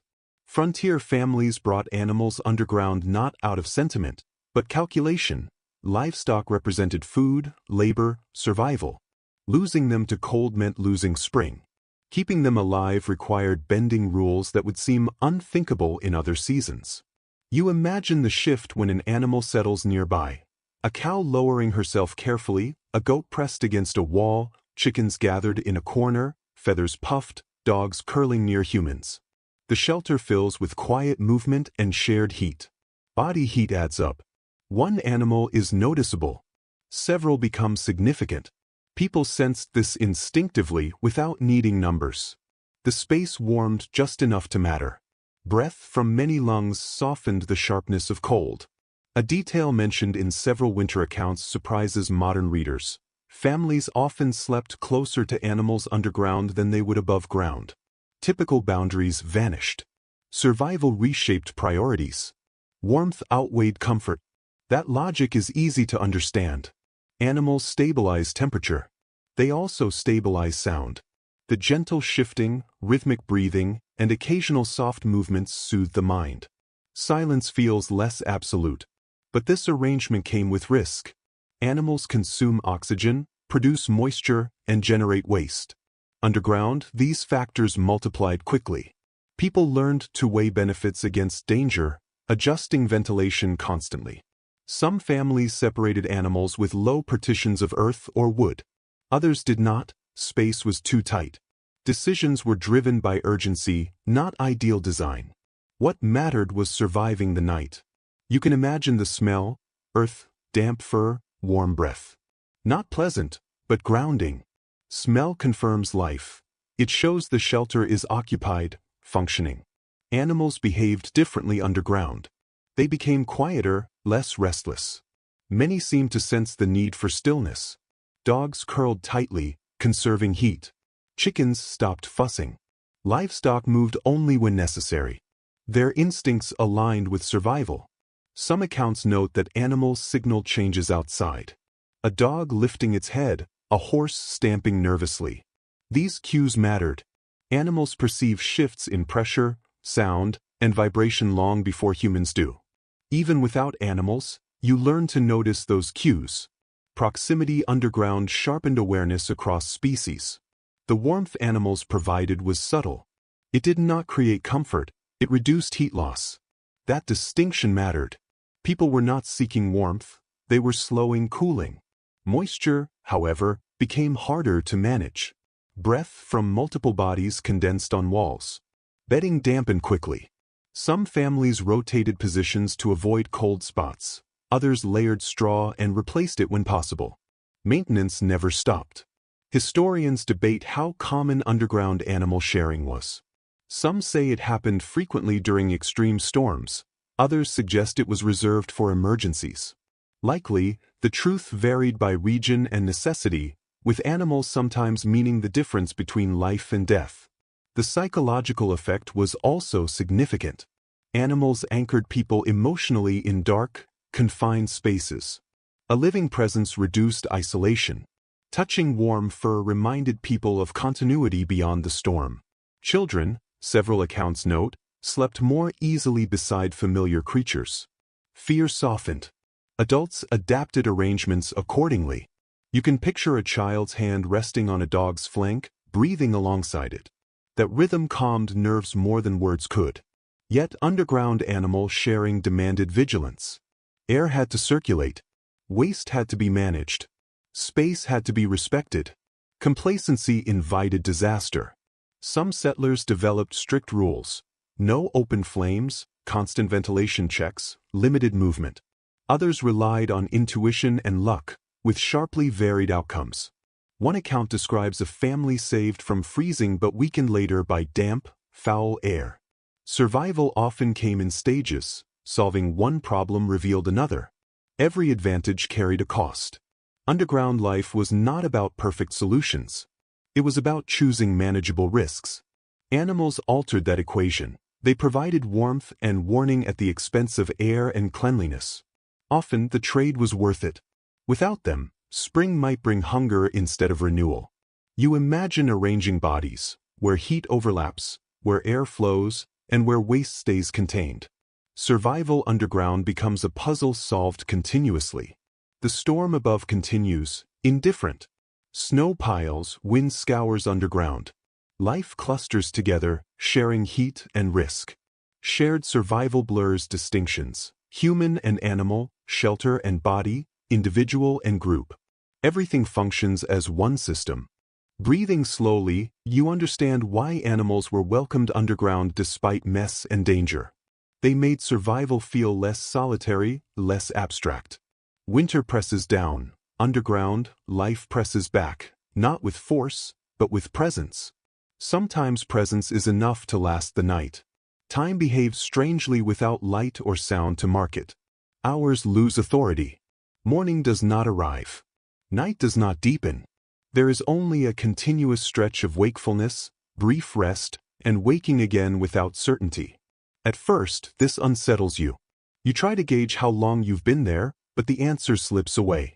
Frontier survivors often mention this disorientation, not with panic, but mild surprise, as if encountering a new relationship with time. Storms did more than block roads and bury fences, they rewrote the calendar. Above ground, winter already bends time.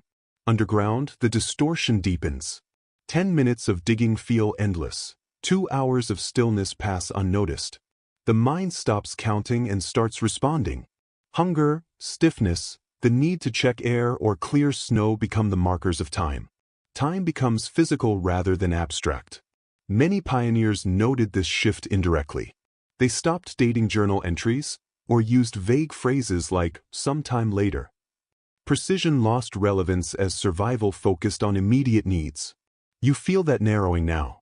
You are no longer tracking days survived, but the next check, the next breath, the next adjustment. It is efficiency, not despair.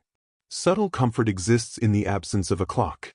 You are not failing deadlines or awaiting rescue, you simply exist within the conditions. Children adapted to this rhythm more easily than adults, who struggled with habits shaped by sun and schedule. Most adults eventually let go. Sleep comes in fragments, drifting, waking, alert but not alarmed. Shallow rests do not refresh in the usual sense, but they take the edge off fatigue. Underground sleep was functional, maintaining rather than renewing.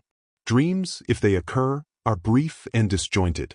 The mind does not wander deeply, which keeps awareness sharp. You stretch carefully. Stiffness marks another passage of time.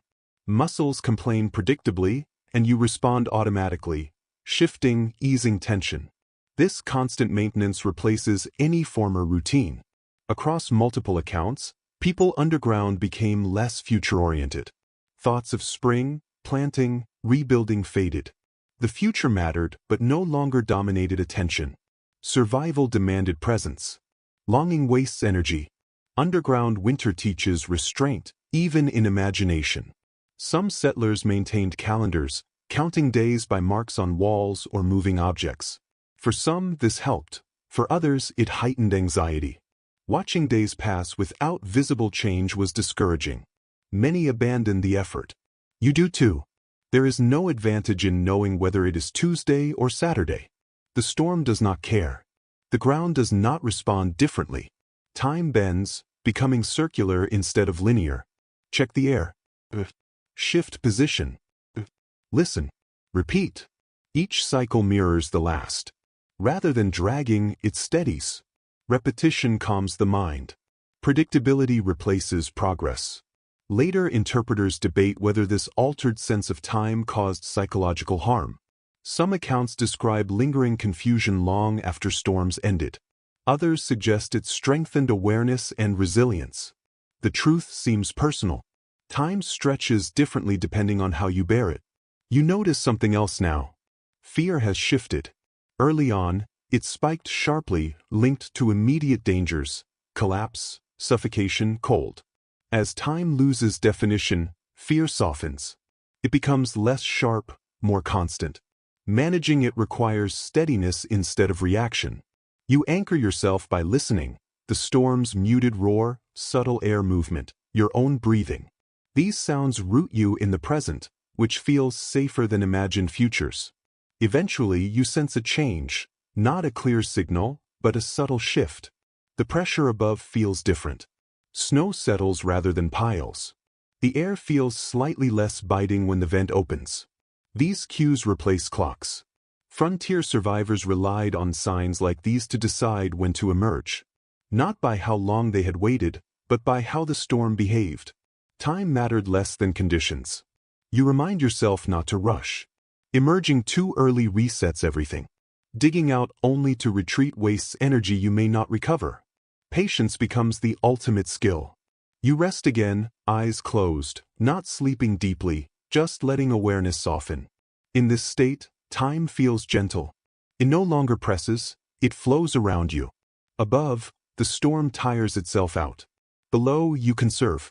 Underground winter shelters more than the body. It reshapes perception. Time becomes a tool rather than a tyrant. You use it when needed. You ignore it when not. As you breathe slowly, grounded and alert, you understand that survival isn't measured in hours or days. It is measured in moments successfully managed. And for now, this moment holds. Hunger underground differs from hunger above. It lacks sharp edges or urgent spikes.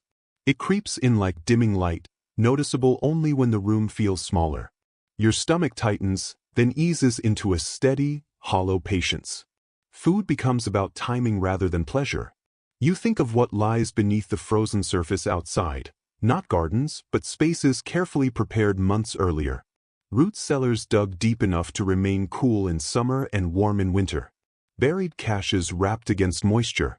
Food below the frost line, preserved not by technology, but by depth. Frontier survival began long before the first storm. Homesteads across the plains describe frantic autumn digging, not for shelter, but for storage. Vegetables packed in sand, apples layered in straw, grain sealed in barrels and sunk into the earth. The work was dull, repetitive, and essential. Underground, those preparations became lifelines. You imagine settlers navigating winter with mental maps, not of roads or fences, but of buried abundance. 3 steps past the oak stump, beneath the north barn wall, at the bottom of the slope where drifts piled deepest. These markers mattered more than surface landmarks erased by storms. Access was never guaranteed. Snow blocked entrances. Drifts hardened into walls.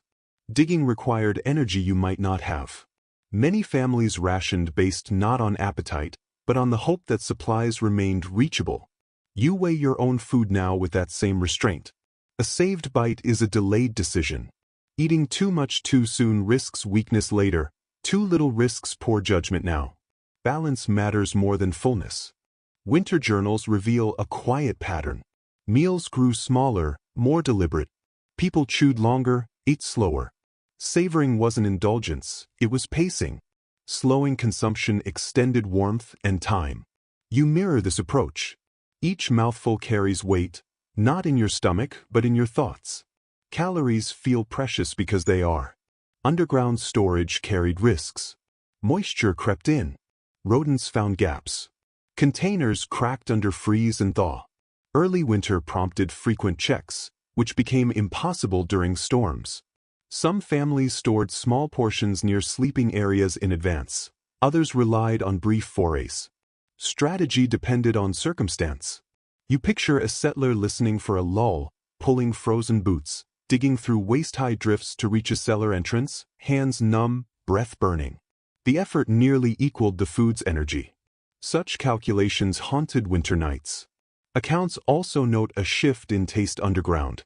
Sweetness dulled, salt stood out, fat became deeply satisfying. Cold and scarcity altered perception. You notice this now. Food feels functional rather than flavorful. Warmth spreads, muscles ease, hunger recedes enough for clarity. Root cellars were more than storage, they were foresight. Families spoke of them with pride. Depth mattered. Too shallow and freezing ruined supplies. Too deep and access became difficult. Finding balance required years of trial, error, and shared knowledge. Soil type influenced everything. Sandy soil drained but collapsed easily. Clay held shape but trapped moisture. These quiet holes reflected hard-earned understanding. Disagreement exists over how widely this knowledge spread. Some communities adapted quickly, others struggled. Geography and cooperation shaped outcomes. Isolation slowed learning. Underground winter intensified solitude. Families depended on their own stores. Sharing could mean starvation. These choices carried moral weight. Even alone, each bite held consequences beyond the moment. Underground living magnified responsibility. Food shaped daily rhythm. Meals became anchors in the blur of time. Not celebrations, but checkpoints. After eating, you rested. Before, you worked or waited. Sequence mattered. Some families used small treats to manage morale: honey, a dried apple slice, moments that reminded them of seasons beyond winter. You search your own supplies for similar reassurance. Even a familiar texture comforts. Memory can warm where food cannot. Survival narratives question whether people ate enough underground or simply endured hunger better than expected. The answer is uncertain. Winter thinned people, sometimes dramatically. You feel that thinning, less in body, more in reserve. Energy feels managed, not abundant. Still, underground food offers a crucial advantage. It doesn't freeze solid. Earth moderates temperature. Vegetables remain edible, bread stays pliable, liquids thicken without shattering. This stability was vital. Snow above destroyed access. Underground preserved continuity. You rest again. Hunger eases. Mind clears. Shelter holds. Air moves. Food remains. For now, these conditions align enough to keep you steady. The storm outside will determine how long this balance lasts. Underground preparation decides whether balance exists at all. You close your eyes briefly, not to sleep, but to let the moment sink beneath the frost. Life waits patiently here, neither thriving nor growing, only enduring. In winter, endurance is the most valuable harvest. Underground failure rarely announces itself. There is no loud warning, no dramatic collapse. It begins with small, subtle changes. A faint crack in the ceiling. A dusting of soil on your sleeve. A sound slightly off from the rhythm you trust. You notice these because you've learned to. Those who survived frontier winters often described collapses as quiet events. Snow weight built gradually. Soil compacted unevenly. Moisture weakened hidden supports. When failure came, it was rarely catastrophic, yet always urgent. You look up, sensing rather than seeing the ceiling. It holds for now, but you know stability is temporary. Underground shelter works only until it doesn't. The line between safety and danger is thin. Winter recollections often mention settlers brushing soil from their faces upon waking. Was it from sleep, or always there? Dust becomes a message. Pay attention. You brush your sleeve carefully. Nothing alarming, yet even small collapses matter. A partial cave-in can block ventilation, seal exits, trap moisture. Danger accumulates quietly. Above, snow grows heavier by the hour. Light flakes compress into dense weight. What insulated you earlier now presses harder. Underground shelters rely on balance. Too little snow brings drafts, too much builds pressure. Some settlers dug vents upward, letting snow settle into empty shafts rather than on the ceiling. Others avoided disturbing the roof, fearing further weakening. Records vary on which approach worked best. You sense the uncertainty now. Acting could help, or trigger failure. Deciding when to intervene is as crucial as how. You test the walls gently. Rounded shapes resist collapse better than straight ones. Earlier shaping from digging proves useful. Earth distributes pressure unevenly, curves redirect it. One account describes a family smoothing dugout walls obsessively during storms, believing rough surfaces invited collapse. Intent often became effect. You listen. The ground speaks in subtle ways. A low settling, a faint sigh of compressed snow. Not threats yet, only reminders. Settlers also adjusted where they slept. Many avoided resting beneath the thickest roof sections, favoring edges. Sacrificing warmth for safety was a calculated choice, not fear. You shift slightly away from the center. The cold deepens marginally, but pressure eases. You accept the trade. Later writers disagree on how common underground collapses were. Some say rare, exaggerated by stories. Others argue underreported, as many left no survivors. Likely, the truth lies in quiet middle ground, shaped by memory and choice. Collapse was feared because it was unpredictable. Would cracks before breaking? Earth often does not. Earlier lessons return. Stillness matters. Excess movement loosens soil. Digging near the ceiling weakens support. Shifting weight carelessly destabilizes fragile sections. Underground survival demands restraint. You rest lightly, aware but not tense. Ventilation becomes critical. Partial collapse could seal openings unnoticed. You check frequently, clearing snow, ensuring air flows. Repetition steadies nerves. Action replaces worry. Habit becomes reassurance. You imagine sudden collapse, darkness deeper than before, dust-choked air, breathing too loud. Many records end abruptly here, outcomes unclear. You do not dwell, wasting energy is dangerous. Focus on what is controllable. Some settlers reinforced shelters midstorm, adding soil or supports. Others trusted existing structures. Records show both approaches. Even within the same family, experience shifted decisions.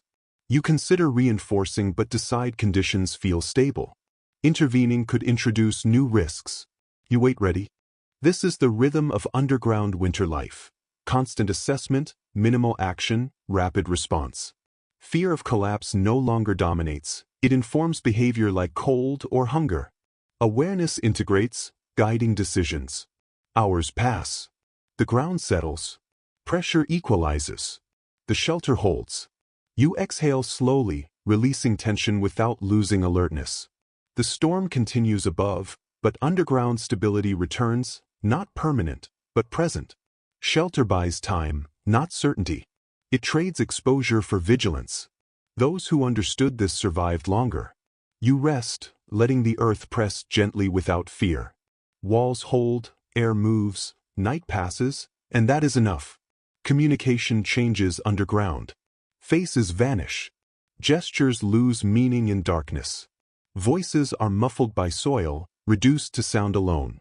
Frontier neighbors adapted. Speech became quieter, words condensed. Above ground, people called across distances. Below, listening mattered. Voices bent around obstacles. Clarity lost inch by inch. Sound became precious. You strain to hear beyond your own breathing. Absence of voices feels heavier than silence. Neighbors became remembered locations. The family beyond the rise, the dugout near the creek, the shelter marked by a pole. Connection relied on memory. Some settlers developed simple signals, tapping frozen ground, calling at agreed intervals, hanging rattling objects. These systems were imperfect but sometimes life-saving. You listen, not expecting responses, yet maintaining habit. Underground winter rewarded attentiveness.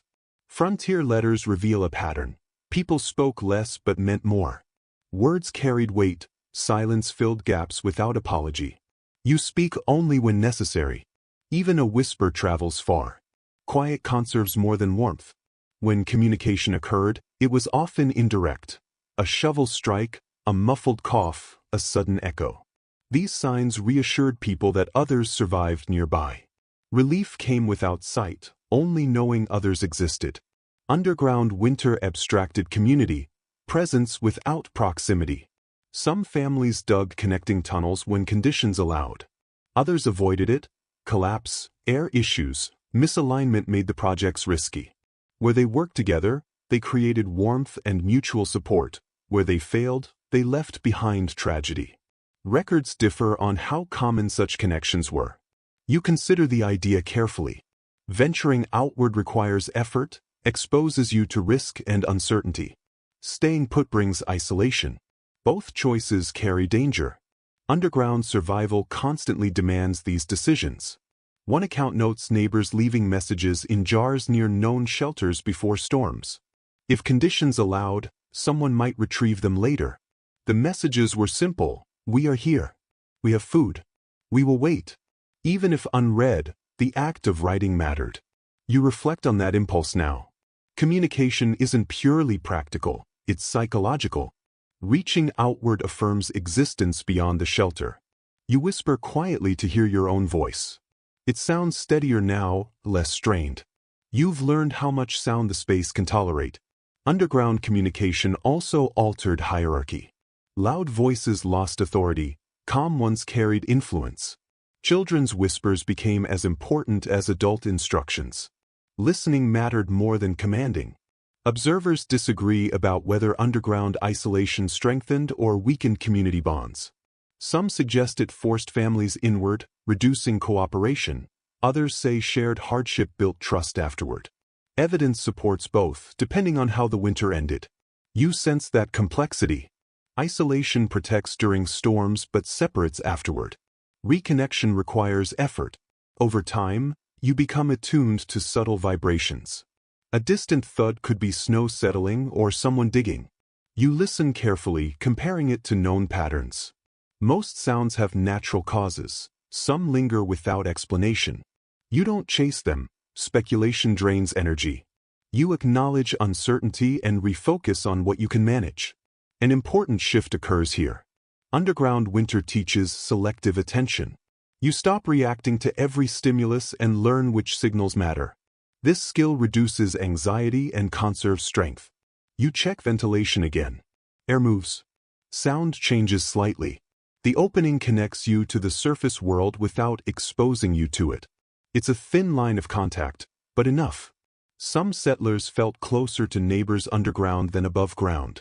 Despite physical separation, shared storms, and synchronized experience, everyone enduring the same night, the same cold, the same waiting, created connection without interaction. You feel that now, imagining others in their shelters, breathing slowly, listening, waiting. That thought steadies you. Communication underground isn't constant exchange. It's knowing when to reach out and when to remain still. Both are forms of care. You remain still. Ears open, breath slow. If a sound comes, you hear it. If not, you endure. The storm above continues to erase distances underground. Connection exists quietly, invisibly, carried through soil and patience. For tonight, that knowledge is enough.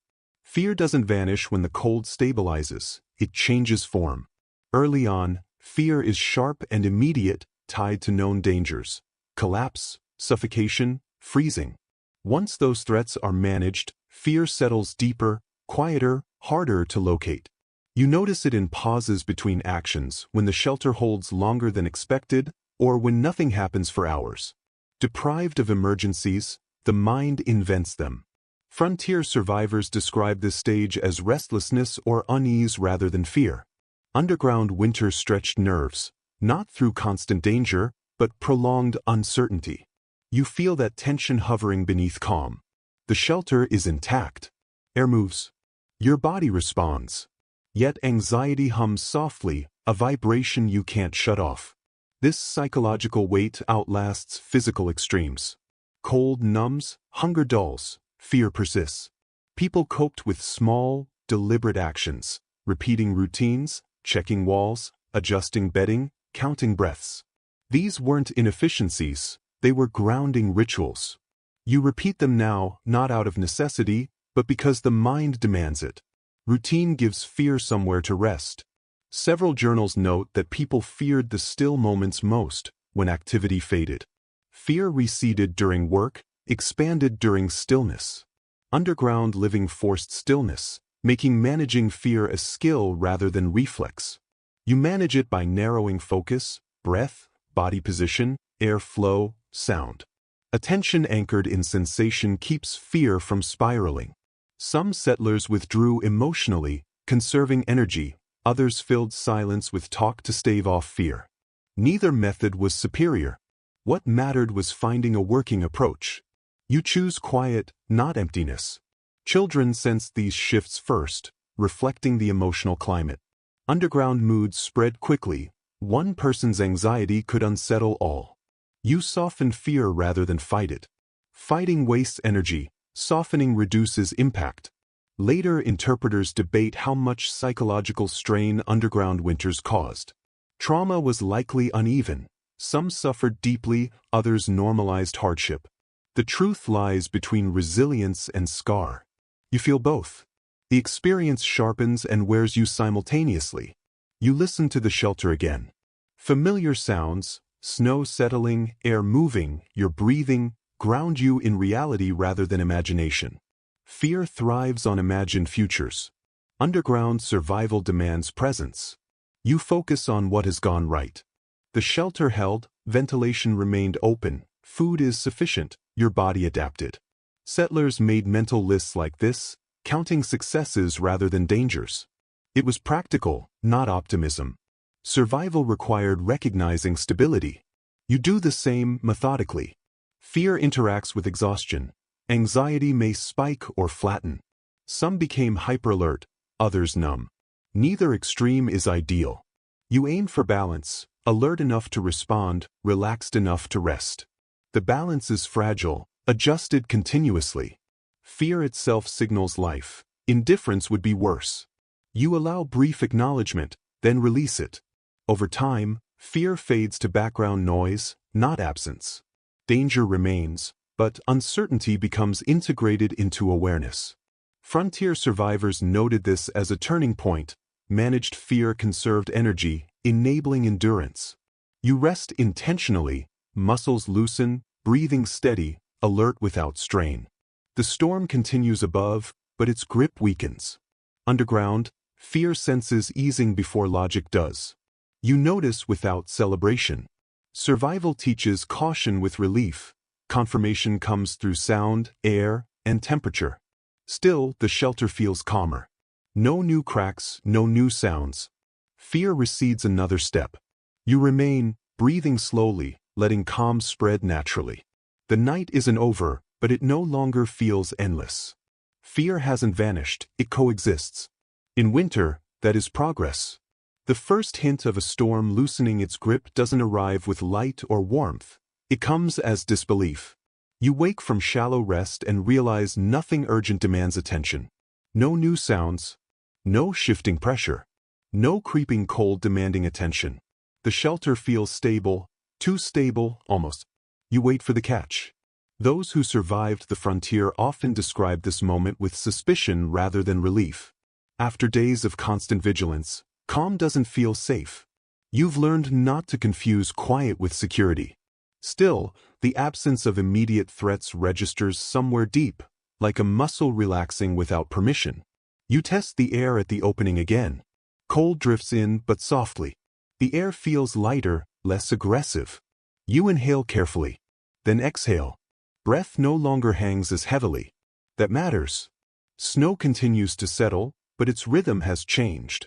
Instead of piling up, it now compresses. The storm isn't adding weight, it's reshaping what's already there. That shift is subtle but significant. Frontier survivors learned to recognize these transitions. They didn't wait for clear skies or silence. They listened for texture, wind losing its edge, snow sounds dulling, the land showing signs of fatigue. You sense that fatigue now, not in yourself, but in the storm. Still, you move cautiously. Emerging too soon carries risks. Fresh drifts hide hazards. Roofs may remain unstable. Paths are erased. Many accounts describe settlers stepping out prematurely, only to retreat when conditions proved harsher. You let uncertainty settle. Your body feels different, tense but manageable. Muscles ache, hunger is present but mild, cold is noticeable yet bearable. Internal cues align with the external ones. All signs point toward easing, but none confirm it fully. You recall stories of people waiting an extra day underground. Even when storms seemed over, patience extended survival more reliably than optimism. Winter punished haste. You adjust your position slightly. Preparing, not acting. Boots within reach. Tools close. Clothing layered but unworn. Preparation without commitment. A faint sound reaches you, unfamiliar in days. Wind higher above rather than directly overhead. This hints at open space returning, drifts settling, the storm releasing its grip. You place a hand on the earth. The temperature feels subtly different. Not warmer, but less draining. The ground no longer steals heat as aggressively.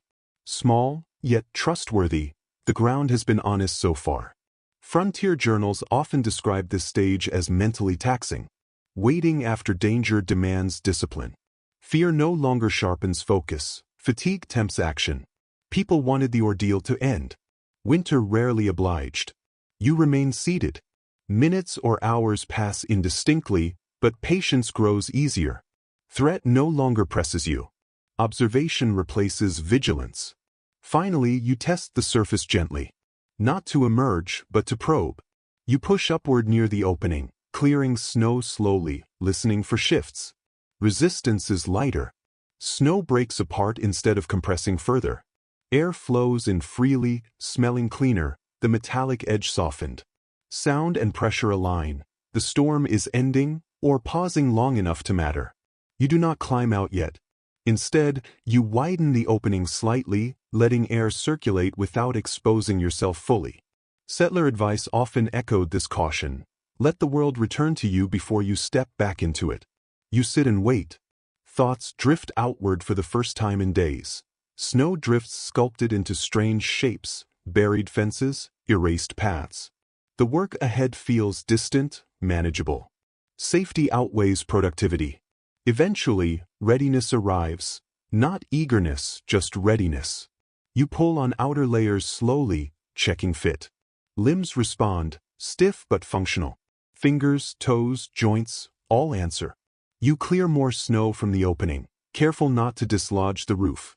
Light filters faintly, diffused by snow. Eyes adjust gradually, blinking against the shift. Rapid exposure could disorient.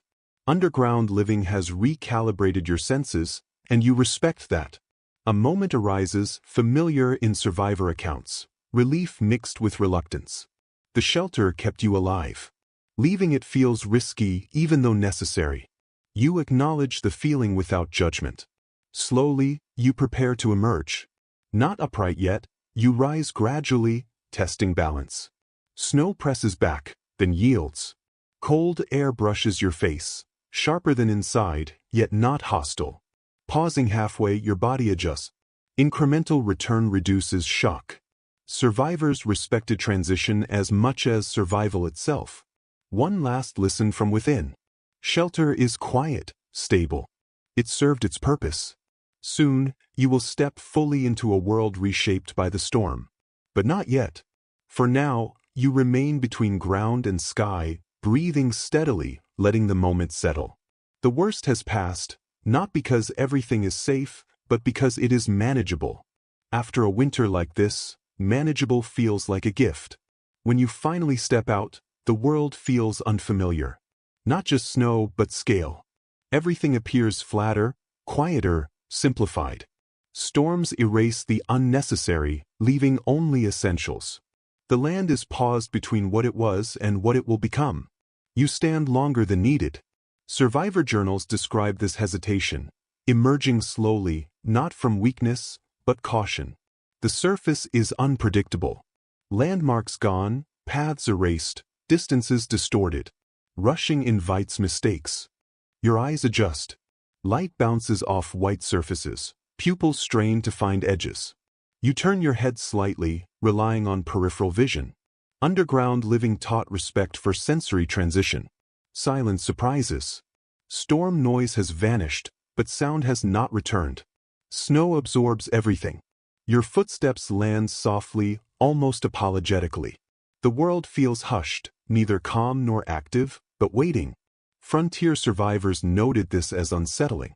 After days of wind and pressure, stillness feels unnatural. Some sense danger, others unexpected peace.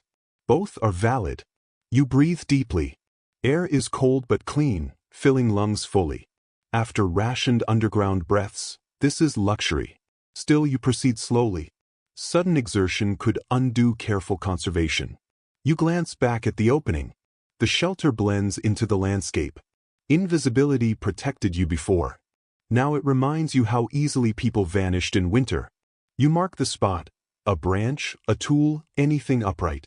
Survivors often repeated this precaution. Unmarked shelters brought tragedy. Scanning the horizon, you notice changes. Drifts where none existed, depressions where snow collapsed, fences buried, trees bent into unfamiliar shapes. The storm edited the land ruthlessly. You take your first cautious steps. Balance feels different. Snow hides uneven ground. What seems solid can still collapse. You test every step before committing your weight. This careful, deliberate movement is a stark contrast to the freedom you remember before winter, freedom that now feels distant. People who endured these conditions often spoke of having to relearn how to walk afterward. Muscles stiffened, joints ached, balance shifted. Surviving underground preserved life, but it required a period of adjustment afterward. You stretch slowly, letting stiffness release in small increments. You do not rush. Haste carries a cost you've already learned. A curious note in one winter journal recalls a man laughing aloud upon emerging, not from joy but disbelief. The world appeared too vast after days underground. The sky felt heavy again. You feel that same weight now, without soil overhead. Openness seems almost threatening. Underground living trained your body to expect boundaries. Their absence demands adaptation. As you move away from the shelter, you start recognizing locations by shape rather than detail. A slope, a tree line, or the way snow has piled against a structure. Orientation returns slowly, piece by piece. Frontier accounts often note this disorientation lasting hours or even days.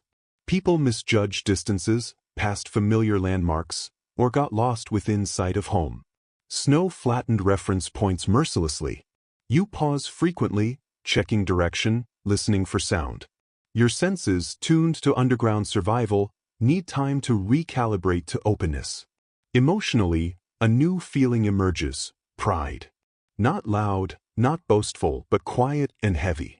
You survived, not merely through strength, but through adaptation. The realization settles gradually. Some survivors avoided discussing these winters afterward. Others told the story repeatedly. Both reactions are understandable. Endurance reshapes identity, whether shared or private. Celebration is premature. Right now, assessment matters. You inspect nearby structures. Roof lines barely visible. Doors sealed. Smoke absent. You wonder who else survived, still underground or emerging cautiously like you. Community reconnects slowly after storms. People often called out gently, listening for replies, conserving energy and air. You do the same. Your voice sounds strange in the open after days of muffled sound. No reply comes, but that means nothing. Everyone moves at their own pace. Your attention shifts back to practical tasks: clearing entrances, checking animals, accessing stored food. Underground survival ends gradually, replaced by life above ground. Different rules, different risks. The storm may be over, but winter persists. Cold lingers. Resources remain scarce. Lessons learned below ground inform every choice above it. You glance at the shelter once more, half hidden now. It feels personal, a place that protected you when nothing else could. You won't forget it. Moving forward across the reshaped landscape, you carry an intangible strength, quiet confidence, patience, and the understanding that survival often happens out of sight, beneath the surface, away from witnesses. The land awaits your adaptation, and you will respond. Not everyone dug in when winter tightened its grip. As the land opens again, this becomes clear. Some shelters lie empty. Some cabins show signs of desperate last efforts. Others seem untouched, as if their occupants never expected the storm to endure. Choice mattered as much as preparation. Frontier winters exposed differences in belief as much as skill.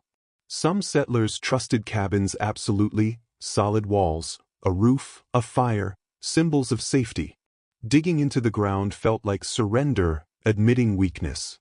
Pride, habit, and hope combined into dangerous confidence. You recognize this mindset now, even if you did not share it. Letters and recollections describe neighbors refusing to abandon surface shelters until too late. They patched cracks, fed fires, and slept in shifts to keep flames alive. They believed survival meant standing upright against winter, not yielding to it. Sometimes it worked, often it did not. Others simply lacked the means to dig. Frozen or rocky soil made progress nearly impossible. Time ran out before shelters could be deepened. These were not foolish choices, only constrained ones. Survival stories often flatten these distinctions. Winners are praised for wisdom. Losers dismissed as careless. Reality was rarely so simple. Conditions varied. Resources were unequal. Decisions were made with limited information. Observers later debated how much underground shelter was choice versus last resort. Some argued foresight, others desperation. Both contain truth. You pass a cabin. Roof bowed under snow. Walls intact, cold inside. Fire pit clean. Someone left in a hurry, or not at all. The open door is filled with drifted snow. The scene does not accuse, it simply exists. Some families chose mobility over digging, following rivers, seeking lower ground, heading toward settlements. Mobility worked in mild winters, but severe storms proved deadly. Snow erased paths, wind erased direction. Distance became a trap. Underground shelter favored those willing to stay put. That stillness felt unnatural to those used to solving problems through movement. Digging demanded commitment to place. Once underground, leaving became difficult. You recall your initial reluctance to trust the ground, how strange it felt to disappear beneath the surface. Early accounts reflect similar hesitation. Going underground violated expectations of progress and civilization, feeling primitive in a world striving forward. Winter stripped away these notions. Survival ignored progress. It followed physics. Some settlers rejected underground living out of fear rather than pride. Claustrophobia, darkness, the risk of collapse. These fears were rational. Underground shelters carried real dangers. Choosing them meant accepting risk consciously. Others avoided digging due to superstition, the ground associated with death, burial, or the unknown. Hiding underground blurred uncomfortable boundaries. Culture shaped these decisions as much as climate. Techniques are filtered through belief, memory, and identity. One account notes a man who built an underground shelter for his family but refused to sleep there himself. He stayed above, tending the fire, convinced his duty required it. He survived barely. His family credited the shelter, he credited duty. Both narratives endured. Who was right? The question lingers unresolved. Underground survival rarely appeared heroic. It involved hiding, waiting, yielding ground, actions that clash with frontier myths built around endurance, conquest, and visible struggle. Stories favored those who stood tall in storms, not those who disappeared beneath them. That mismatch shaped memory. Underground living was underreported not due to rarity, but because it did not fit the image people wanted to preserve. Survival requiring humility does not easily translate into legend. You feel that tension now, standing above ground again. Framing survival as toughness is easier than adaptability. Yet you know the truth, the ground did most of the work. You listened. Some settlers learned this only after loss. They dug cellars deeper, built half-buried homes, prepared earlier. Winter taught brutally but effectively. Others never adjusted, abandoning claims and returning east. Winter filtered settlements more than policy ever could. Across the landscape, you see the evidence. Some places repopulate quickly, others remain empty scars.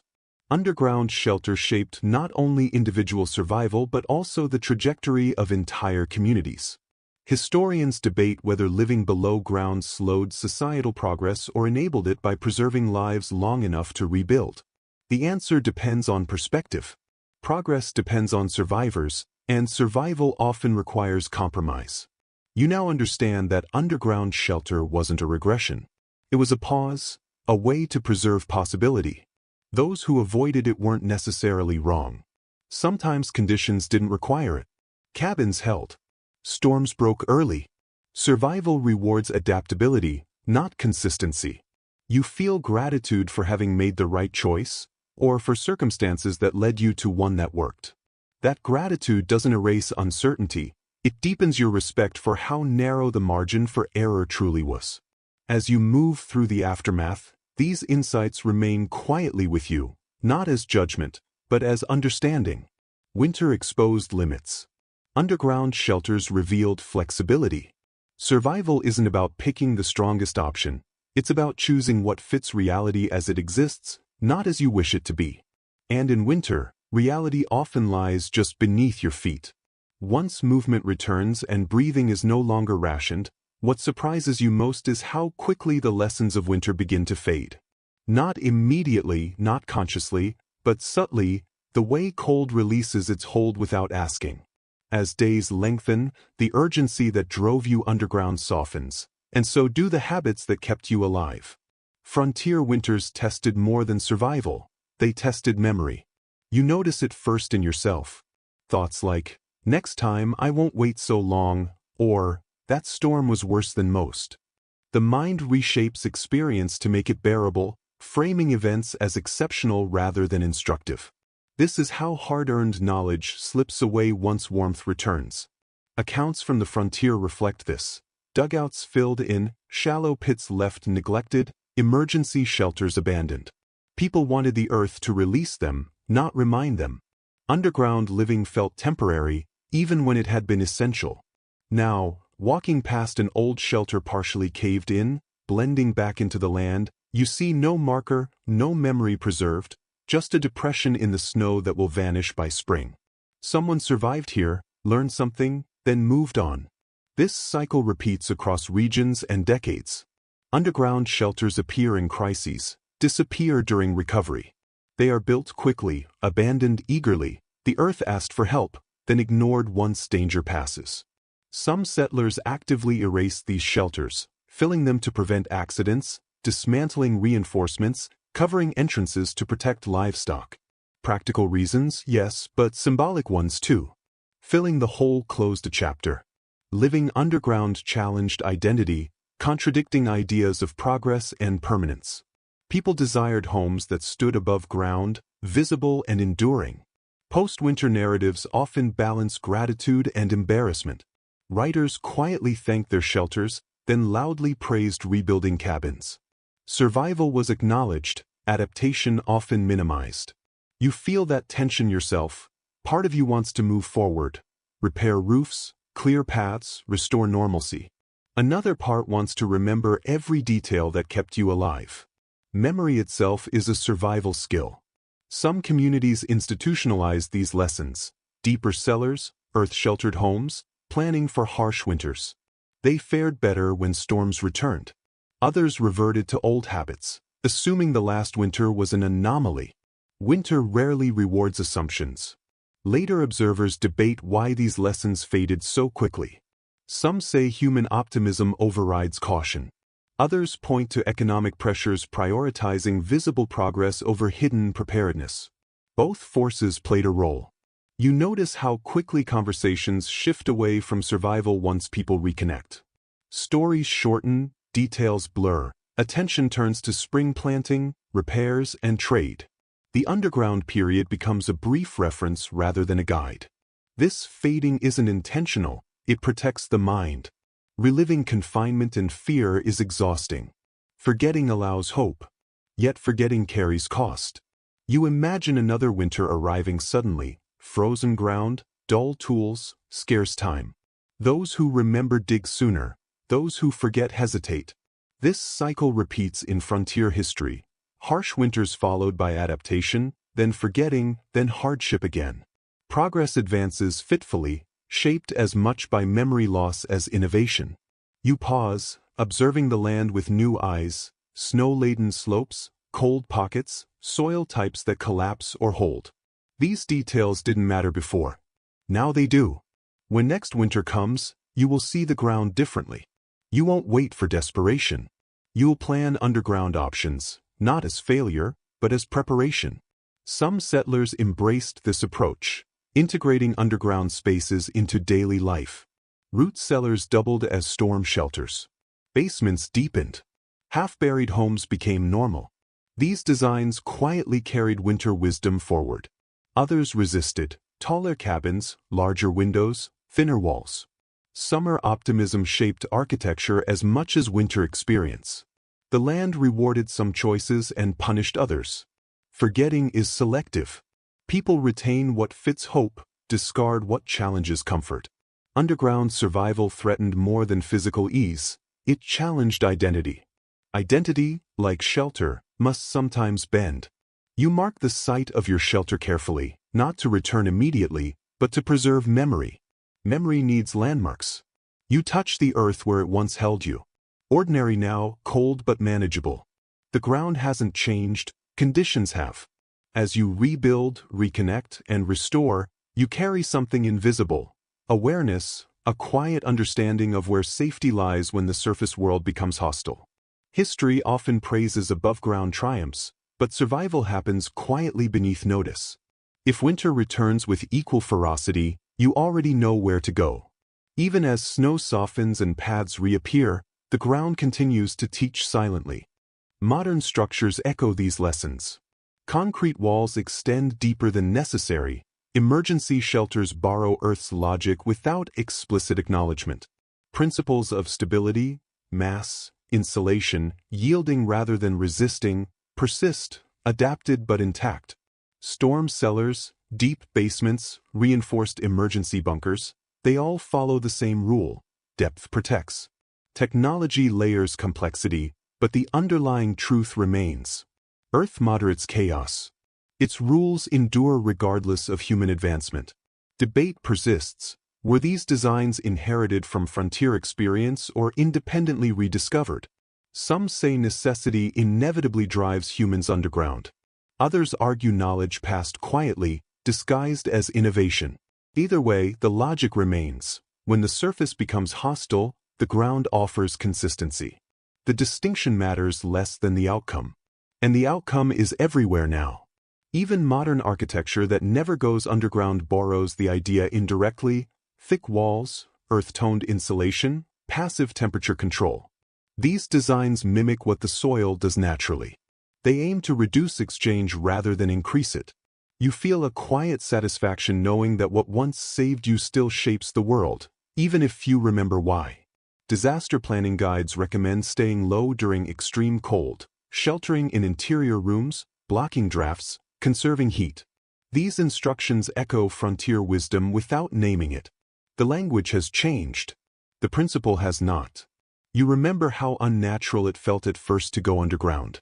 Every instinct urged you to stay upright, visible, moving. Modern life reinforces that impulse. We equate safety with activity, progress, exposure. Underground winter taught the opposite. Safety sometimes lies in retreat, in patience, in letting systems run their course while you conserve. Modern discussions of resilience often circle this idea without naming it: flexibility, adaptation, redundancy. These thrive in underground shelter. You had backup air, backup warmth, backup time. Nothing depended on a single solution. That mindset carries forward now. You plan with layers.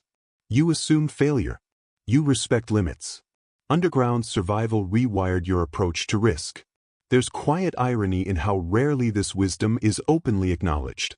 We celebrate visible triumphs, not hidden endurance. Monuments rise above ground, not over the shelters that saved lives. Yet when disaster strikes, people instinctively seek basements, tunnels, subways, caves. The body remembers what culture forgets. You feel that memory now, not as fear, but as recognition. Modern cities build shelters beneath parks. Hospitals bury critical systems underground. Data centers hide beneath layers of earth. When stakes rise, the most vital functions retreat below the surface. This is not regression, it is continuity. You recall pressing your hand into frozen soil for the first time, uncertain, desperate. That moment contains the same logic as modern designs: earth as buffer, depth as protection, stillness as strategy. There is comfort in knowing this knowledge persists, even if disguised. Survival is cumulative. Lessons don't disappear. They sink, settle, and wait. You imagine future storms, new shapes, new names, shifting climates, infrastructure failures. Details will change, but the response at its core will not. People will seek shelter, reduce exposure, go underground physically or metaphorically until danger passes. You feel less alone knowing your experience was part of a long, repeating pattern. The ground beneath you remains solid, unchanged by memory or forgetting. It will be there again. As you move away, you do not romanticize what happened. Underground winter was neither noble nor dramatic. It was quiet, unseen, effective, and that is why its lessons endure. Leaving the earth is a process, some physical, some mental, often unnoticed until later. Even fully back in the open world, part of you remains tuned to depth, stillness, and careful observation. You notice it in small choices: where to stand when wind rises, how to store food, how to prepare for cold before it arrives. Underground winter shifted your instincts quietly, permanently. Early pioneers described this change without naming it. They wrote of unease in open spaces, preferring low ceilings and thick walls even in summer. The body remembered what the mind tried to dismiss. Safety now had a shape, and it was not vertical. You scan the ground more carefully, reading slopes, soil color, snow patterns. The land feels legible, as if winter taught a language you didn't know you were learning. Underground survival sharpened perception rather than dulling it. Settlers' late-life recollections include a small observation. After severe winters, little seemed frightening again. Not because danger vanished, but because they understood how much could be endured quietly, without witnesses or drama. You recognize that feeling. It is not bravado, it is proportion. The memory of Earth pressing close no longer feels confining. It feels grounding. When storms threaten, you do not panic. You evaluate. Safety does not always look like escape. Sometimes it looks like waiting in the right place. You also notice a new respect for the land. Digging no longer feels like conquest. It feels like collaboration. The earth gave time when nothing else could. Some pioneers carried that respect forward visibly, building homes that hugged the ground, planting windbreaks, designing for winter rather than outrunning it. Others buried the experience, eager to reclaim control. Both responses make sense. Underground winter strips away illusions. What grows back depends on temperament. Stories of survival above ground are easier to tell. Marches, fires, battles against elements. Underground survival resists such framing. It is passive in appearance, active in discipline. It does not lend itself to heroic language. Yet it worked. There is no need to explain it. The knowledge sits quietly, informing rather than announcing, requiring no validation. As seasons change, winter no longer feels like an enemy. It is a force with rules you now understand. Harsh, often unforgiving, but predictable. Underground living taught you to align with that indifference rather than fight it. You remember darkness, quiet, the slow passage of time measured by breath, hunger, and attention. These memories steady rather than haunt you. There is calm in knowing you can disappear when necessary, that endurance does not always need to be outwardly performed. Survival can happen invisibly, patiently, beneath notice. This calm carries into work, planning, and facing uncertainty. The lesson extends beyond winter. Sometimes the strongest response is to step back, reduce exposure, wait until conditions change. You learn this beneath the frost. Long after leaving the shelter, the earth still holds that knowledge quietly, ready if needed again. As the memory softens, you rest in stillness, not the sharp stillness of fear, but the gentle calm following endurance. You picture the earth, steady and patient, holding warmth just long enough to matter. Your breathing slows. There is no storm pressing, no decisions pending, only reassurance that you already know how to wait. You do not replay every detail. The body remembers what matters. The mind lets the rest fade. Eyes open or closed, darkness deepens comfortably. Thoughts loosen, edges soften, time stretches gently. The earth beneath is warm, present, enough. You have traveled through winter and back. Nothing remains to prove.